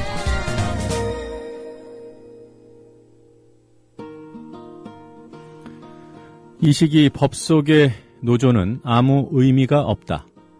지난 일요일 전국 노동자 대회에서 신승철 민주노총 위원장이 한 말입니다. 신승철 위원장은 이 말을 마치자마자 미리 준비해간 종이 한 장을 찢어버렸습니다. 민주노총이 합법적인 노조임을 증명해주는 설립 신고증이었습니다. 오늘 전태일 열사 43주기를 맞아 노동자와 노조 그리고 노동운동의 현주소를 짚어보도록 하겠습니다. 민주노총 신승철 위원장 전화 연결돼 있습니다. 신승철 위원장님 안녕하세요. 예, 안녕하십니까. 지금 혹시 모란공원에 계신가요? 아직은 사무실이고요. 네. 요 인터뷰 끝나면 바로 출발해야 됩니다. 네, 알겠습니다. 자, 지난 일요일 전국 노동자 대회에 많은 분들이 모이셨는데요. 어떻게 평가하시나요? 네. 그간의 노동자들에게 가해진 탄압에 대한 분노가 네. 예년보다 많은 노동자들을 집회 장소로 모이게 했다고 생각합니다. 네. 한 5만 명이 모이신 건가요? 5만 명에서는 조금 부족한 것 같아요. 네. 알겠습니다. 뭐 노동자들이 모이는 것도 중요하지만 그 노동자의 목소리가 그 널리 알려지는 것도 중요하지 않겠습니까? 예. 언론 보도가 충분했다고 보시는지요? 부족하죠. 많이 왜곡돼 있고 보수 언론들은 사실을 보도해주지 않고 노동자의 목소리를 이야기하지 않았고 네. 아주 선정적인 장면만을 내보낸 것 같습니다. 네. 뭐 잠깐 옆으로 세서 한 가지만 여쭤보고 진행을 하면은 조선일보를 보니까요. 뭐 노동자 대회 뒤에 쓰레기 더미가 막 쌓여 있다 이렇게 사진까지 찍어서 문제를 삼았던데 어떻게 된 겁니까? 저희가 많은 인원이 모이니까 집회 장소에서 집회를 진행하는 사람들이 쓰레기 봉투를 놓아주고 이제 그걸 다 큰 것들은 모으고 그래도 남는 쓰레기들은 저희가 이제 청소하시는 분들에게 이게 비용을 지불하고 치우고 정리를 하는데 네. 아마 그 행진에 바로 나간 그 직후에 장면을 사진으로 찍어서 내보낸 모양입니다. 네. 그리고 과거의 민주노총 집회 그 사례를 보면은 그 청소하시는 분들한테 그 일을 맡기면서 뭐 일부 도와줄까 그러면 그분들이 폐지를 모아서 또 따로 처분을 해야 되기 때문에 놔두라 이렇게 요구를 한다고 들었는데 그게 사실인가요? 그런 저희들이 이제 뭐 자기들 요구들을 서로에게 알리는 홍보물이 많기 때문에 저희들은 뭐 이렇게 뭐 음식물 쓰레기나 이런 게 아니고 전부 홍보 전단들이기 때문에요. 그분들이 그걸 폐지로 활용을 하시죠. 네, 알겠습니다. 그 전국 노동자 대회에서 법 속의 노조는 아무 의미가 없다 이런 말씀을 하셨던데 어떤 취지의 말입니까? 박근혜 정부 민주노총이 합법 조직이 아니었을 때는 잘못된 제도를 바꾸기 위해서 민주노총이 투쟁을 했고 그 속에서 합법성을 쟁취했습니다. 그 이후에 법이 허락하고 있는 노동조합들에게도 노동조합이 아니라고 통보를 하고 이미 발급된 설립신고증을 취소하고 그 다음에 이 땅에 수많은 노동자들 중에 반을 차지하고 있는 비정규 노동자들에게는 노동자가 아니라고 설립신고증을 내주고 있죠. 그리고 노동조합이 그것을 요구하는 투쟁을 하면 정부는 법을 내세워서 구속시키고 해고시키고 그 다음에 손배가압류 소송을 진행합니다. 그런 속에서 노동자들이 자기 얘기를 할 수 있는 가장 기본적인 권리를 보장하지 않는다면 민주노총에게 그리고 노동자들에게 그 법이 무슨 의미가 있겠습니까? 우리는 이미 법이 강제하고 있는 모든 내용들을 적용받고 또 한편에서 사용자들은 법을 넘어선 탄압을 진행하고 있습니다. 노동자에게 잘못된 불법 파견이란 판정을 받아도 6년간 그 법을 지키지 않음에도 불구하고 사용자에게는 아무런 제재를 가하지 않고 노동조합을 만들었다는 이유로 노동자를 해고시켜도 사용자는 기소되지 않고 그다음에 이미 뭐 창조 컨설팅을 비롯한 노조 파괴 공작을 서슴없이 불법 노동행위를 자행해도 기소되지 않는 사회에 살고 있습니다. 그런 노동자들에게 대한민국의 법이란 어떤 의미인가를 되새겨 봤을 때 저는 노동자들에게 법은 아무런 의미가 없다라고 생각합니다. 보호되지도 못하고 그 법에 의해서 오히려 탄압받고 고통을 겪고 있는 법이 민주노총에게 노동자에게 무슨 의미가 있나라는 고민 속에서 저희는 이제 합법 속에 갇혀진 것이 아니라 저들이 우리에게 가해지는 불법에 맞서서 모든 할 행동을 다 하겠다는 의미였습니다. 네, 뭐 말씀의 취지에 충분히 공감이 갑니다만 앞으로 구체적으로 어떤 투쟁 방안을 생각하고 계신지 여쭤보게 됩니다. 하반기는 노조법 2조를 중심으로 한 국회에서 법 개정 투쟁을 저희가 준비하고 있고요. 또 하나는 이제 연금을 비롯해서 철도 민영화 문제가 민주노총의 핵심적 주요 투쟁 의제입니다. 그에 맞춰서 국회 법 개정 투쟁을 중심으로 소속된 노동조합들과 연맹, 그다음에 총연맹이 사회적 여론을 확산시키고 그를 통해서 우리들의 투쟁의 요구들을 관철시켜낼 생각입니다. 네. 그런 투쟁을 일정을 진행하는 과정에서 예를 들면 뭐 집회를 하게 되면 뭐 신고되지 않은 거리 행진이 있을 가능성도 있고요. 그리고 또 경찰과의 충돌이 빚어질 때 물리력을 조금 더 적극적으로 사용한다든가 이러한 의미에서 법석의 노조는 아무 의미가 없다 이런 말씀을 하신 건지요? 그것까지 감안해야 된다고 생각합니다. 근데 민주노총은 80만이 모인 조직인데요. 뭐 위원장이 물리력을 동원하라 해서 동원되는 것도 아니고 저는 그러니까 분노를 그냥 자연스럽게 표출할 수 있어야 된다고 생각합니다. 그것이 때로는 조금은 물리력으로 표현될 수도 있고 뭐 다른 표현 방식까지를 다 용인한다라고 생각하고 있는 겁니다. 그러나 이제 그런 의사 결정은 민주노총 조직 내에서 어떤 여러 가지 회의 단계를 거쳐서 결정하시겠죠. 그렇죠. 뭐 노동계 여러 현안이 있습니다만 최근 불거진 전교조 문제 또 공무원 노조 탄압 문제가 그나마 그래도 언론에 많이 오르내리는 것 같아요. 이 두 문제에 대해서 민주노총 차원의 대응 방안을 갖고 계십니까? 이미 전교조는 대책위를 구성했고요. 공무원 노조도 또한 국정원 수사에 대한 물타기로서 공무원 노조만을 탄압하고 있는데, 2차로 진행될 압수수색에 대해서 민주노총은 지역별 대책위를 구성하고 대응할 거고요. 그 다음에 공무원 노조하고 전교조의 기본권 문제, 그 다음에 선거 개입의 문제는 선거 개입의 문제로 국정원 수사에 대한 물타기를 하고 진행하는 현재 상황은요. 기본적으로 대한민국이 OECD에 가입을 하게 되면서 노동 감시 특별 감시 대상국이었습니다. 그 속에서 특히 교원과 공무원의 노동조합을 인정해야 된다라는 조항이 있었습니다. 그걸 중심으로 노동기본권을 보장한다는 의미로 정부는 얘기를 했고 그 이후에 그 특별감시 대상국에서 제외가 됐죠. 그런데 저희는 국제적으로도 이 교사 공무원 노동기본권의 문제를 중심으로 OECD 투학 노동자 회의에서 다시 한국에서 노동자들에게 특히 교사 공무원에게 노동기본권이 주어지지 않고 있다는 현실을 정확하게 알려내고 다시 특별 감시 대상국으로 지정할 것을 요청할 생각이고요. 그 이외에는 이미 구성된 대책위를 중심으로 사회 여론화를 분명히 조직해 나갈 거고요. 그 다음에 공무원 노조, 전교조 또한 자체적으로 법적인 대응도 진행하고 있습니다. 그리고 탄압에 대해서는 시민사회단체까지를 포괄해서 공무원과 교사들의 기본권의 문제를 분명하게 주어져야 한다는 것을 정확하게 하고 거기에 맞선 투쟁들을 준비하고 있습니다. 현대자동차 하면 대단히 큰 노조고요. 그래서 여러 파업 투쟁이라든가 이럴 때 앞장서왔던 그런 사업장인데 이번에 무파업 실리노조 그렇게 부르더군요. 이제 앞으로 현대차 비정규직 노조와의 관계, 이런 것들도 걱정이 될 텐데, 어떻게 보십니까? 무파업 실리 노조라는 것은, 지금 당선된 지부장이, 그때 당시에 파업을 하지 않았기 때문에, 그 다음에, 파업을 하지 않았기 때문에 발생한 명칭이라고 생각하는데요. 네.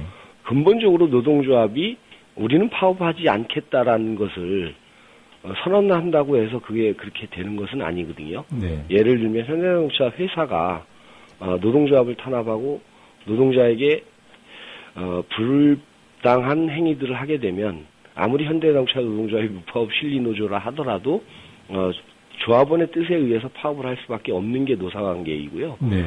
그런 의미에서 경향적으로 파업보다는 대화를 주장할 수는 있겠죠. 예. 그런데 그것이 노동조합에게 큰 영향을 미친다라고 생각하지는 않습니다.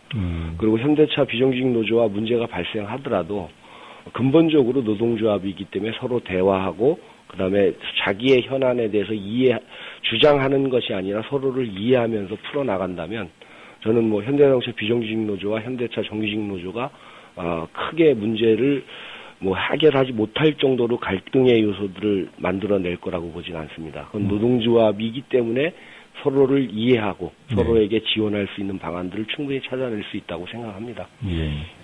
그 비정규직 노동자 100만 명을 조직하는 자금으로 200억을 모으겠다 이런 계획을 내놓지 않으셨습니까? 예. 모금이 시작된 건지요? 아직은 모금 시작은 안 돼 있고요. 네. 지금 이제 저희들이 그것을 좀 더 결이 높은 사업으로 진행하기 위해서 안을 준비 중에 있고요. 그걸 중집 중앙위는 이미 거쳤기 때문에 대의원대 결의를 통해서 내년도 1월에 모금을 시작할 생각입니다. 이제 그 대의원대에만 남은 건가요? 예. 네. 뭐 일부 사업장의 얘기인지는 모르겠습니다만은 정규직 노조가 먼저들 생겼기 때문에 그 비정규직 노동자들을 이렇게 끌어안는 노력이 그동안은 어떤 필요성에 대해서 못 느꼈을 수도 있고요. 또는 막연한 이질감 때문에 배척했던 것일 수도 있을 텐데 지금 현재 민주노총 내부의 정규직 노조와 비정규직 노조 어떤 인식의 차이, 이해의 차이는 있는 것 같고요. 그런 갈등은 없습니까? 있는 데도 있고요. 갈등을 슬기롭게 해결하는 것도 있습니다. 그건 자기가 처해진 입장에서 자기 문제를 중심으로 고민하다 보면 사업장 내부에서 정규직 노조와 비정규직 노조가 겪는 문화적 차이도 분명히 있을 수 있고요. 상대적 박탈감을 느끼는 비정규직의 목소리가 더 이렇게 그 사용자로 가기보다는 자기하고 다른 보다 나은 대접을 받는 정규직에게로 표현되기도 합니다.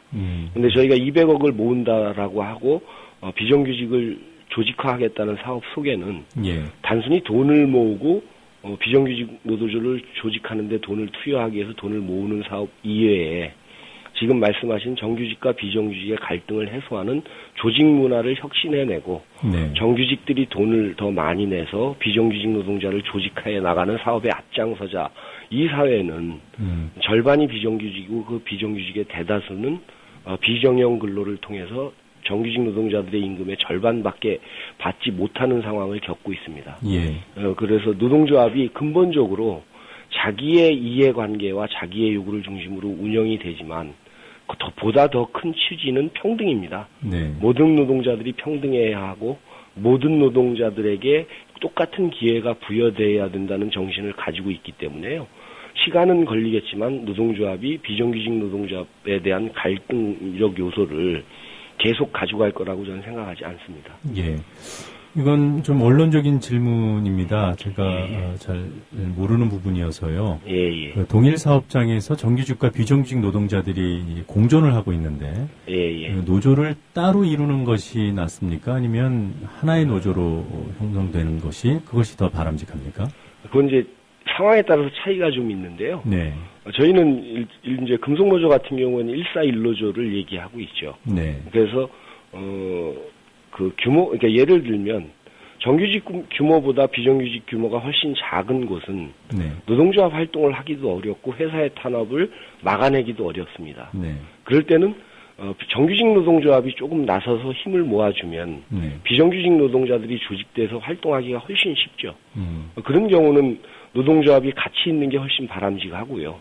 그 다음에 비정규직 노동자들이 일정 부분 규모가 되고 활동력을 가지고 난 다음에는 자기들 목소리를 얘기할 수 있는 조직이 바람직하겠죠.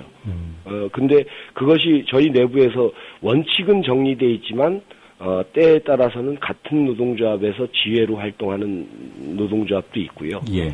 아직은 서로 다르게 노동조합을 가지고 있는 곳도 있습니다. 그것도 마찬가지로 하나의 원칙이 옳다 그르다의 문제가 아니라 주어진 조건과 상황에 맞게끔 노동조합이 조직돼서 자기 활동력과 투쟁력을 갖는 시기까지 네. 이상적인 조직 형태를 유지하는 게 훨씬 더 바람직한 문제라고 생각합니다.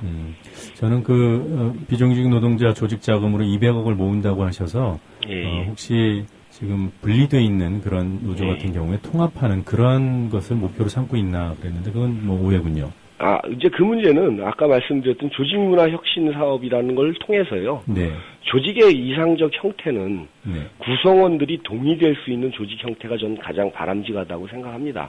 물론 그러니까 원칙이라는 것을 결정하고 내릴 수 있지만 구성원들이 자기 요구를 관철하고 자기 노동조합의 활동력을 더 크게 갖기 위해서 이상적인 조직 형태는 조합원들이 선택하게 돼 있습니다. 네. 그래서 저는 그것을 그러니까 운동으로서 그런 문화를 만들어내는 것이지 이것이 아니면 이렇게 할 수 없다라는 조직적 강제를 중심으로 운동하지 않습니다. 네, 알겠습니다. 자, 이달 초에 노동정치연대라는 그런 모임이 출범을 했던데요. 여기에 민주노총도 참여를 하고 있습니까? 그 민주노총이 거기에 참여하는 것은 아니고요. 네. 노동정치연대는 진영의 진보정치운동을 새롭게 만들자라는 하나의 경향입니다. 네. 그래서 민주노총에 있는 노동운동을 하는 활동가들이 모여진 조직이고요. 네. 전 민주노총은 노동정치연대가 됐든 민주노총 내부에 존재하는 다양한 의견을 가진 정치단체들을 다 모아서 민주노총의 정치 사업을 벌려 나가는 거죠. 그래서 저희 민주노총 정치위원회가 대중적 사업을 통해서 지역 정치와 생활 정치를 내걸었고요. 그 안에 노동정치연대가 함께 할 수는 있을 겁니다. 네, 알겠습니다. 삼성 얘기를 잠깐 여쭤보겠습니다. 시간이 한 5분 정도 할애가 돼 있는데요. 지난 10일 전국 노동자 대회가 있었던 날 서초동 삼성 본관 앞에서 열린 고 최종범 열사 추모 및 삼성 규탄 집회. 거기도 꽤 많은 분들이 모였던 것 같은데 몇 분 정도 가셨죠? 저는 거기에 참석하지 못했습니다만 한 1,500명 정도 참석한 걸로 보고를 받았습니다. 그래요? 이렇게 많은 분들이 삼성 본관 앞에서 집회를 벌인 전례가 있었나요? 없었을 겁니다, 아마. 네. 삼성 문제가 여러 분야에서 터져나오고 있습니다. 이게 어떻게 보면은 예견된 일일 수도 있을 텐데요. 특히나 그 삼성의 노조 파괴 문건이 삼성도 자기네들이 작성했다고 인정한 문건이 드러나지 않았습니까? 삼성 문제에 대해서 특별히 민주노총이 되게 생각하고 있는 대응 방법 이런 것들이 있나요? 일단 삼성전자 서비스 노동자와 금속을 중심으로 지속적인 엊그제 집회는 시작이고요. 삼성전자 서비스 노동자들의 분노가 너무 심하기 때문에 이미 최종범 열사가 배고파서 못 살겠다라고 얘기를 하시면서 자결을 하셨기 때문에 그 문제를 중심으로 삼성전자 서비스 그다음에 금속노조가 투쟁을 할 거고요. 민주노총 차원에서는 삼성과 관련된 아까 말씀하신 노조 파괴 문건을 중심으로 모여있는 대책위원회 그다음에 삼성의 백혈병 문제를 중심으로 투쟁하는 대책위원회 이런 모든 단위들을 묶어가지고 시민사회단체까지 참여를 요청하면서 대책위원회를 구성했습니다. 그리고 그 대책위원회에서 이후에 삼성의 무노조 전략과 노동 탄압에 대한 대응에 맞서서 투쟁을 준비하고 있고요. 예를 들면 삼성전자 서비스 센터 앞에서 1인 시위를 전국적으로 조직할 거고요. 그다음에 금속노조와 삼성전자 지회를 중심으로 이후에 제2차 집회 투쟁도 계획하고 있고요. 그리고 또 삼성노조 탄압에 대해서 국제적으로 보장하고 있는 ILO의 결사의 자유위원회에 제소를 할 생각입니다. 그리고 국제노총과 국책통합제조산별에도 연대 투쟁들을 조직하고 있고요. 그 외에 삼성의 노조 착취가 국내에서만 이루어지고 있는 게 아니라 노조 탄압에 대한 행위들이 국제적으로도 이루어지고 있습니다. 브라질에서는 노동법을 위반하고 있고 인도네시아에서는 노동조합을 파괴하고 있고 중국에서는 있어서는 안 되는 아동노동을 실행하고 있는 거고요. 이런 문제들은 국제노총 안에서는 이미 다 다양한 국제적 노총들이 네. 확인을 한 사례들이 있습니다. 근데 그걸 취합해서 아마 국제노총 차원에서도의 삼성에 대한 대응 계획들을 아마 준비하게 될 것 같습니다. 예. 그 조금 전에 말씀하셨던 2차 집회도 삼성 본관 앞에서 열리는 건가요? 이제 삼성전자 서비스 지회를 중심으로요. 네. 열사가 있었던 천안 사무소도 계속 진행을 하고 촛불문화제를 진행하고요. 네. 그 다음에 이제 규모가 되는 집회는 삼성 아마 전자 본사를 중심으로 열리겠죠. 네, 알겠습니다. 오늘이 전태일 열사께서 몸을 불사른 지 43년이 되는 날이죠. 예. 43년 전 박정희 정권 때와 지금 박근혜 정권의 노동정책 또는 노동자들에 대한 그런 입장, 이런 것이 어떻게 같고 또 어떻게 다르다고 보십니까? 먼저 다른 점은요. 네. 그 시대에는 민주주의를 이렇게 제도로 얽매이고 총과 칼과 폭력에 의한 탄압이었다면 네. 지금은 그렇진 않죠. 그렇지는 않은데 노동자들의 목소리를 언론이 왜곡해서 보도하지 않고 네. 그다음에 노동자들에게 노사에게 동일한 기준으로의 법 적용이 돼야 됨에도 불구하고 노동자들에겐 가혹하고 사용자에게는 관대한 것, 이것이 아마 같은 것이라고 생각합니다. 그리고 현 정부의 노동 정책에서는 노동 정책이 없다고 저는 볼 수 있습니다.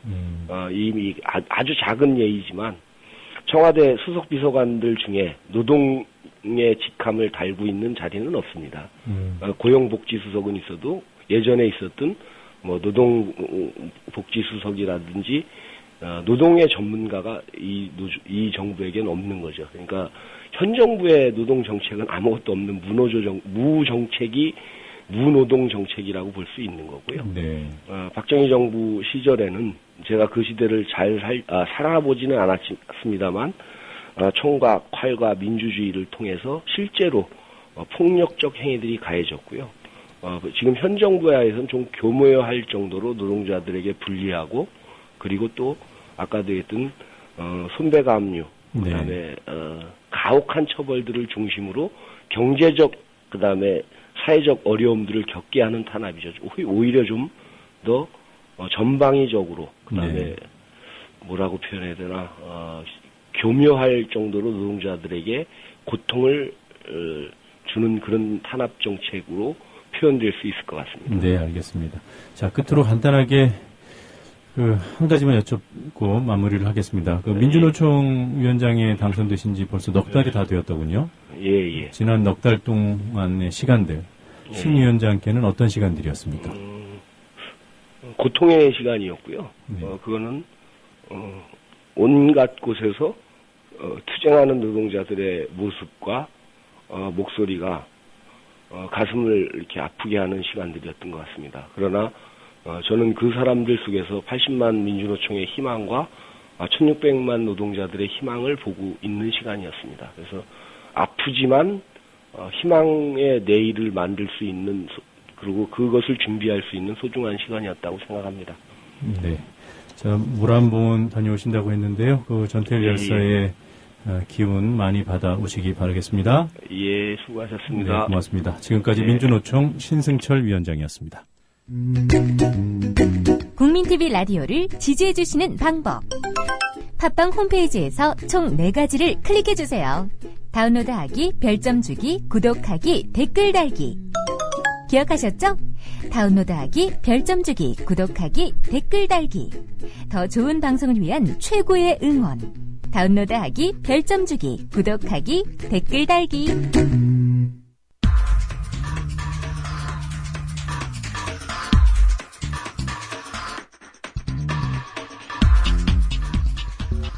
네, 소리로 듣는 시사 만평, 전에 없었던 정치풍자 프로그램 시사 에너그램 공갈입니다. 정치인의 발언을 구성하는 음절들 순서만 바꿔서 풍자가 담긴 새로운 문장을 만들어냅니다. 오늘은 다소 오래된 발언을 에너그램 상자 공갈통에 넣어보겠습니다. 요즘 인사청문회에 나선 공직 후보자들에게 야당 의원들이 5.16에 대한 평가를 물었습니다. 검찰총장 후보자는 군사정변이라고 답했고 감사원장 후보자는 국민 기본권을 심대하게 침해한 일이라고 답했습니다. 그러나 웬일인지 모두 사견임을 전제하고 공식 입장은 아니라는 사족을 붙입니다. 교과서에도 들어있는 역사적인 평가를 꼭 사견이라고 내세우는 현실. 임명권자가 쿠데타 주역의 딸이기 때문이겠죠. 박근혜 대통령은 지난해 7월 5.16에 대해서 다음과 같은 평가를 내렸습니다. 들어보시겠습니다. 박근혜 5.16 당시 아버지는 불가피하게 최선의 선택을 하신 것이다. 박정희의 불가피한 선택, 나아가 최선의 선택이었다는 이 발언은 당시 큰 파장을 불러일으켰습니다.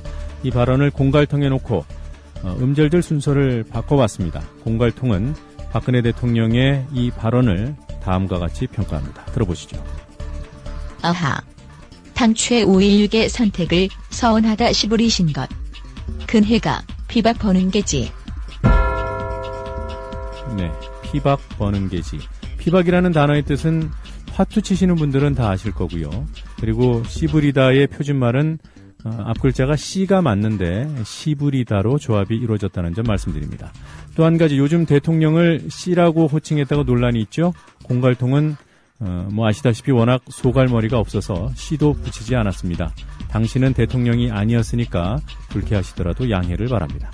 원문과 애너그램 문장 이어서 한 번 더 들어보겠습니다. 시사 애너그램 공갈이었습니다.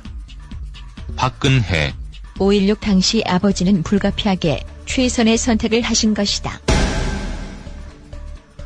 아하, 당초에 5.16의 선택을 서운하다 시부리신 것. 근혜가 피박 버는 게지.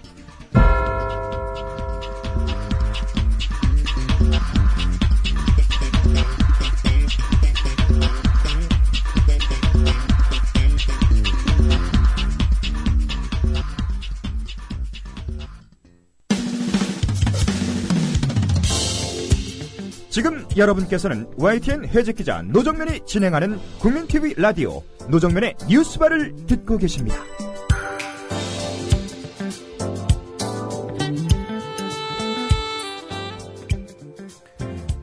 네, 누구에겐가 자신이 알고 있는 정보를 전달할 때 이건 신문에 나온 거야, TV에서 봤어 따위의 말들로 믿을 만한 정보임을 강조합니다. 그러나 뉴스바가 매주 수요일 이 시간에 전해드리는 오보의 역사를 들으시면 언론은 정말 쉽게 믿어서는 안 될 존재임을 느끼게 되실 겁니다. 못된 언론이 가장 지속적으로 집요하게 왜곡해온 대상을 하나만 말해보라고 하면 저는 주저없이 노동을 꼽습니다. 오늘 전태일 열사 43주기를 맞아 노동에 대한 오보들을 알아보겠습니다. 기자협회보 장우성 기자 나와 계십니다. 안녕하세요. 안녕하세요. 자, 먼저 역시 조선일보의 기륭전자 오보부터 알아볼까요? 예, 조선일보는 2008년 8월 22일자에 기륭전자에 대한 기사를 실었습니다. 기륭전자는 지금은 노사합의로 사태가 해결됐지만 네. 오랫동안 비정규직 문제와 해직자 복직 등 문제로 파행을 겪었던 회사인데요. 기사 제목을 보면 기사 내용을 좀 잘 알 수 있습니다. 1094일째 천막농성, 그동안 회사는 거덜이라는 제목 기사인데요. 기사 요지는 이렇습니다. 노조 파업과 투쟁 때문에 회사가 어려워졌다는 건데요. 네. 매출은 급감하고 흑자에서 적자로 전환했고요. 이건 모두가 노사분규 3년 동안 일어난 일이라고 보도를 했습니다. 그리고 2007년 10월 공장의 모든 생산 라인이 중국 상하이로 옮겨지고 연구소와 영업 부분만 국내에 남았는데요. 네. 이 과정에서 정규직 근로자 70여 명도 희망퇴직 형태로 사표를 내고 회사를 떠났는데 이 또한 노조의 책임이라는 겁니다. 네. 이 기사 내용 가운데 어떤 부분이 잘못된 거죠? 네, 조선일보가 언론중재 결정 이후 실은 정정보 보도문을 보면 잘 나와 있는데요. 예. 기륭전자가 공장을 중국으로 이전한 것은 노조 파업과 무관하며 적자의 주된 이유는 노조 파업이 아니라 다른 경영상 이유인 것으로 밝혀졌다. 네. 이것이 정정보도문의 내용입니다. 사실 기륭전자의 상하이 공장 이전은 2005년 노조 결성 이전부터 계획되어 왔던 것이고요. 네. 경영상의 판단이 크게 작용한 것으로 알려져 있습니다. 그리고 회사 적자도 부실기업 인수와 해외 시장 투자 실패 등이 큰 원인이었던 것으로 알려지고 있습니다. 하여튼 파업하고 분규가 일어나는 회사가 적자만 나면 이런 기사들을 써요. 네. 동아일보의 콜트 관련 오보는 어떤 내용이죠? 네, 콜트 악기는 기타를 생산하는 유명한 회사인데요. 이 회사가 2007년 생산직 근로자의 한 3분의 1 정도를 정리하고 하면서 네. 지금까지도 부당해고 철회를 요구하는 농성이 이어지고 있는 회사입니다. 동아일보는 2008년 8월 2일에 이 콜트악기 문제를 보도했는데요. 기사 제목은 인천 두 기업 엇갈린 운명이란 기사입니다. 예. 이 기사에서 동아일보는 콜트악기가 노조의 잦은 파업과 비협조로 해외 공장만 유지하고 부평 공장을 폐업했다고 보도를 했는데요. 하지만 대법원은 2011년 9월에 콜트악기 노조가 낸 정조보도 청구 소송에서 그 원고 승소한 원심을 확정했습니다. 예. 그 판결문을 좀 보면요. 콜트악기의 폐업에는 그 원고의 파업뿐 아니 그 노조의 파업뿐 아니라 여러 가지 경영상의 판단 등 다양한 원인이 복합적으로 작용했다고 보인다. 이렇게 판시를 했고요. 예. 폐업이 순전히 노동조합 때문이라고 하는 것은 명백한 허위 보도라고 이제 판시를 했습니다. 그리고 노조의 명예를 훼손한 부분도 지적을 했고요. 예. 그리고 좀 판결문에서 기자의 책임을 지적한 부분이 좀 뼈아픕니다. 그 기자가 당시 확인할 수 있었던 콜트악기의 경영 상태 자료들만이라도 객관적으로 인용했다면 이런 오류는 저지르지 않았을 것이다. 이렇게 판결문에 나와 있습니다. 네, 뭐 동아일보사가 법원으로부터 기사 작성법을 교육을 받았군요. 네. 네. 자, 어제 조선일보에 실린 노동자대회, 전국 노동자대회 지난 일요일에 있었던 그와 관련된 서울광장 집회 뒤 사진 혹시 보셨는지요? 네, 봤습니다. 네. 뭐 무질서한 쓰레기 더미 사진이 찍혀 있고 그걸 지난해 싸이 공연하고 이렇게 비교를 했더군요. 예. 이거하고 정말 흡사한 오보가 4년 전에 있었죠? 동아일보였습니까? 네네. 네, 동아일보의 2009년 10월 12일자 민노총 다녀간 여의도 쓰레기장이라는 기사입니다. 네. 당시 그 민주노총 공공운수연맹은 여의도에서 집회를 가졌는데요. 이때 발생한 쓰레기를 주최 측이 치우지 않아서 여성 청소 영역 요원들과 알바생들이 큰 고초를 겪었다는 내용입니다. 그리고 이들은 쓰레기를 치면서 고생하고 있는데 조합원들은 집회 뒤에 인근 호프집에서 술을 마시면서 스포츠 중계를 보고 있었다. 이런 내용도 덧붙여져 있었는데요. 네. 하지만 그 공공운수연맹의 해명은 좀 달랐습니다. 그러니까 여의도 공원의 사용 허가를 위해서 청소 영역 계약업체와 130만 원의 용역 계약을 체결했는데요. 네. 오히려 용역 업체 쪽에서 모든 쓰레기는 자기네들이 치울 테니까 공공운수연맹 조합원들은 쓰레기에 손을 대지 말라고 요구를 받았다는 겁니다. 네. 그러니까 용역업체 쪽에서는 이것들을 폐유지로 팔아서 수익을 확보하기 위해서 그랬다는 뒷얘기입니다. 네.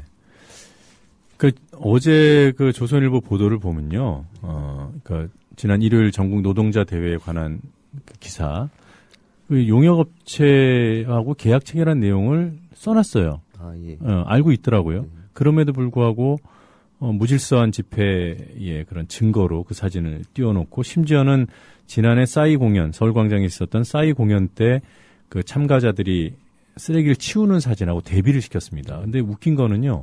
지난해 싸이 공연이 끝나고 일부 언론이 그 공연 뒤에 그 쓰레기 문제를 지적했거든요. 뒷맛이 안 좋았다, 뒤끝이 안 좋았다 이렇게.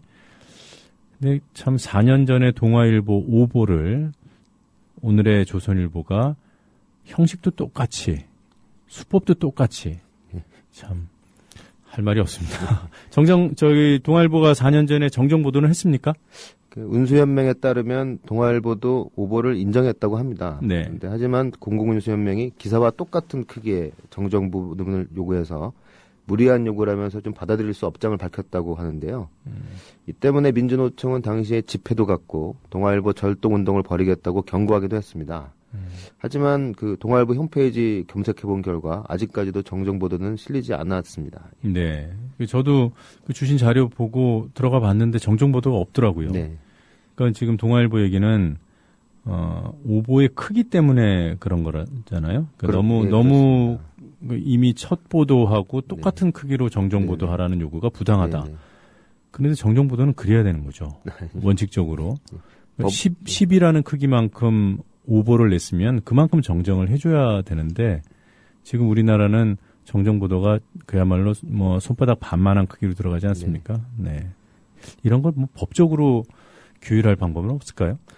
그 원고가 이제 법원에 요구할 때 기사만한 크기로 해달라고 요구를 하기도 합니다. 그것들이 이제 법원에서 이제 인정을 하면은 그렇게 나가는 경우도 있죠. 근데 아무래도 그 정정보도 청구 소송이라는 게 상당히 좀 시간이 걸리고 여러 가지 그 소모되는 부분들이 많기 때문에 그 결과를 얻어내기까지는 여러 가지 좀 과정이 있는 것 같습니다. 네, 그러니까 법률적으로 정정보도 이미 확인만 되면 기사의 크기는 당연히 그 원 기사에 준하는 그 정도로 그 기준을 만들어 놓으면은 뭐 굳이 분쟁을 하지 않아도 되지 않을까 이런 생각이 드는데. 네. 뭐 뉴욕 타임스 같은 경우는 오보가 났을 경우에 뭐 한 면을 털어서 그 네. 과정들을 상세하게 이렇게 그 보도를 하기도 하고요. 네. 그런 해외 사례도 있긴 있습니다. 그러니까요. 그런 걸 좀 우리 국회의원들께서 검토해서 그 정정보도와 관련된 오보와 관련된 대응 법률을 좀 만들어줬으면 좋겠어요.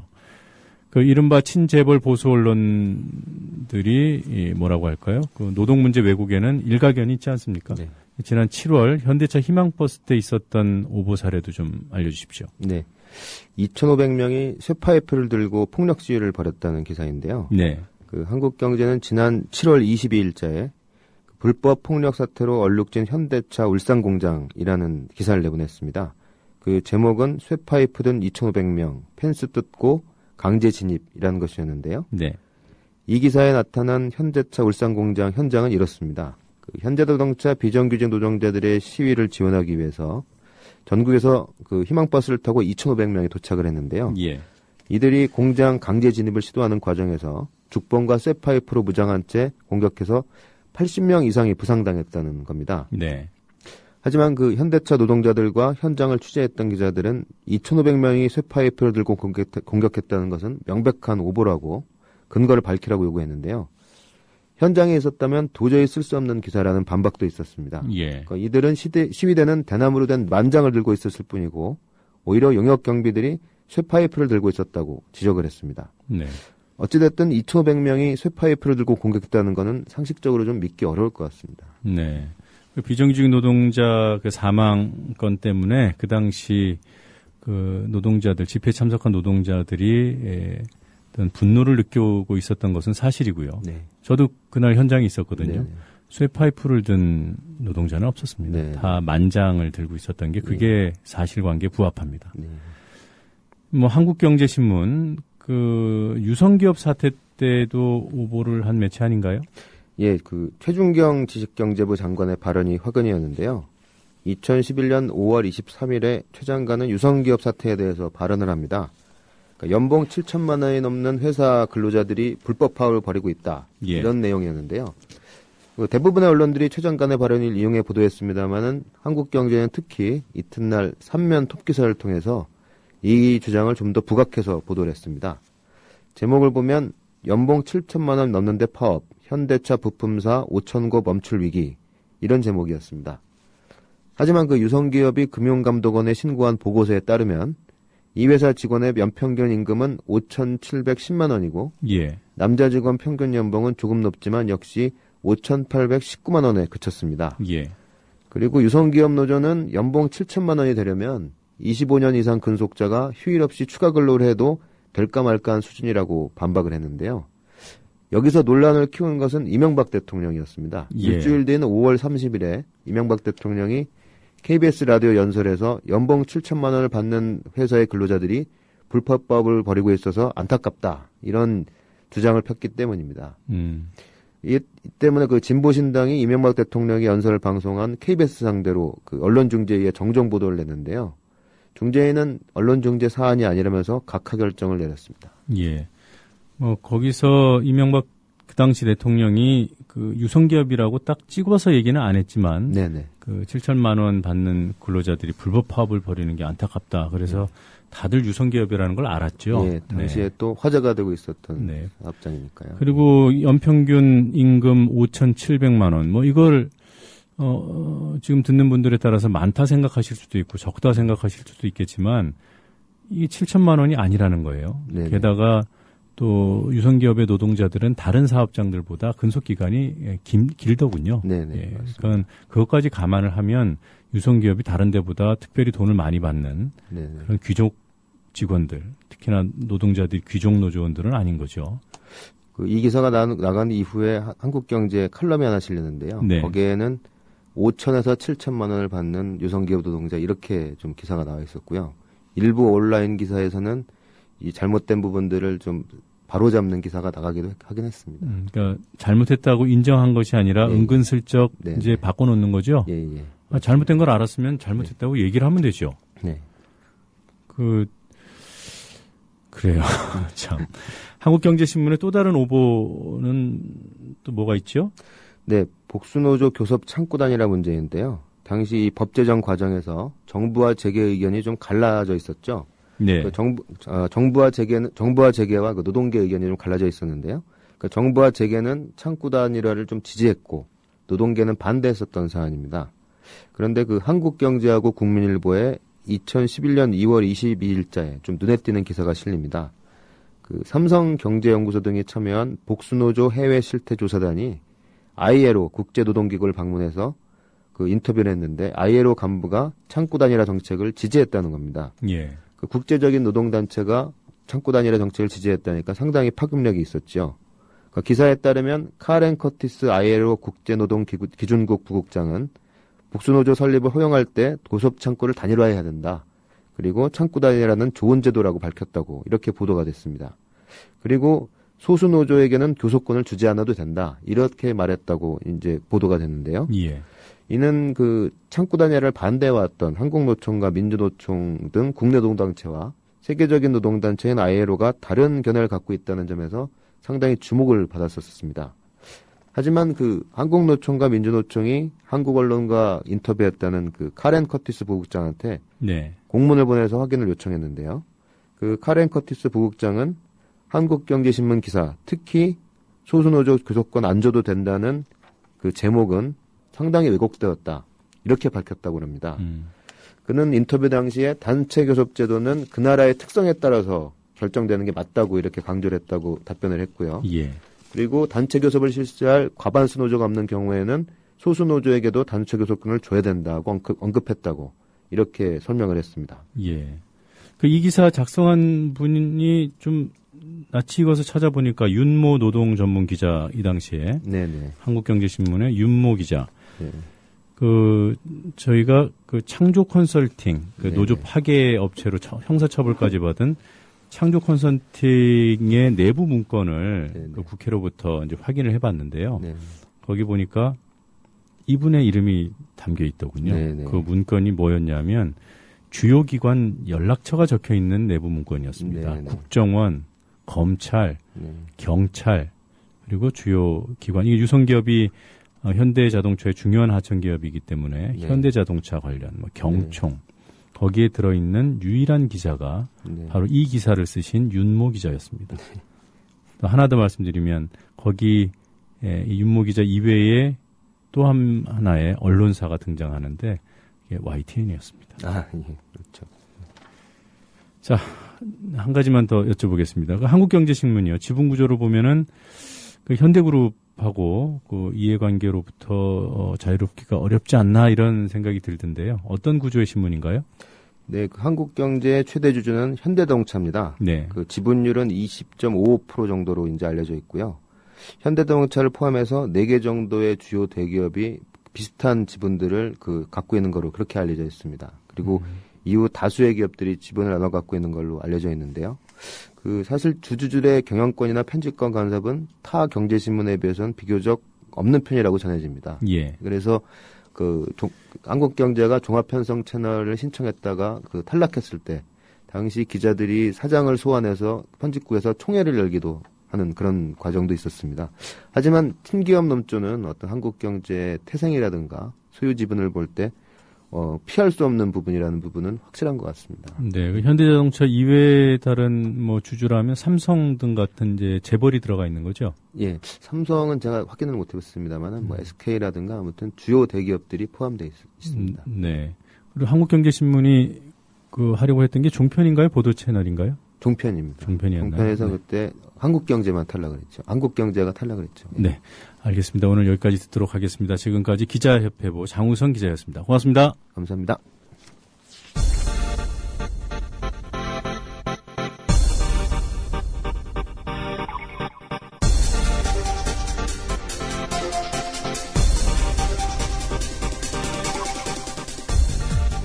네, 오늘 퀴즈도 많은 분들이 좀 어려워했습니다.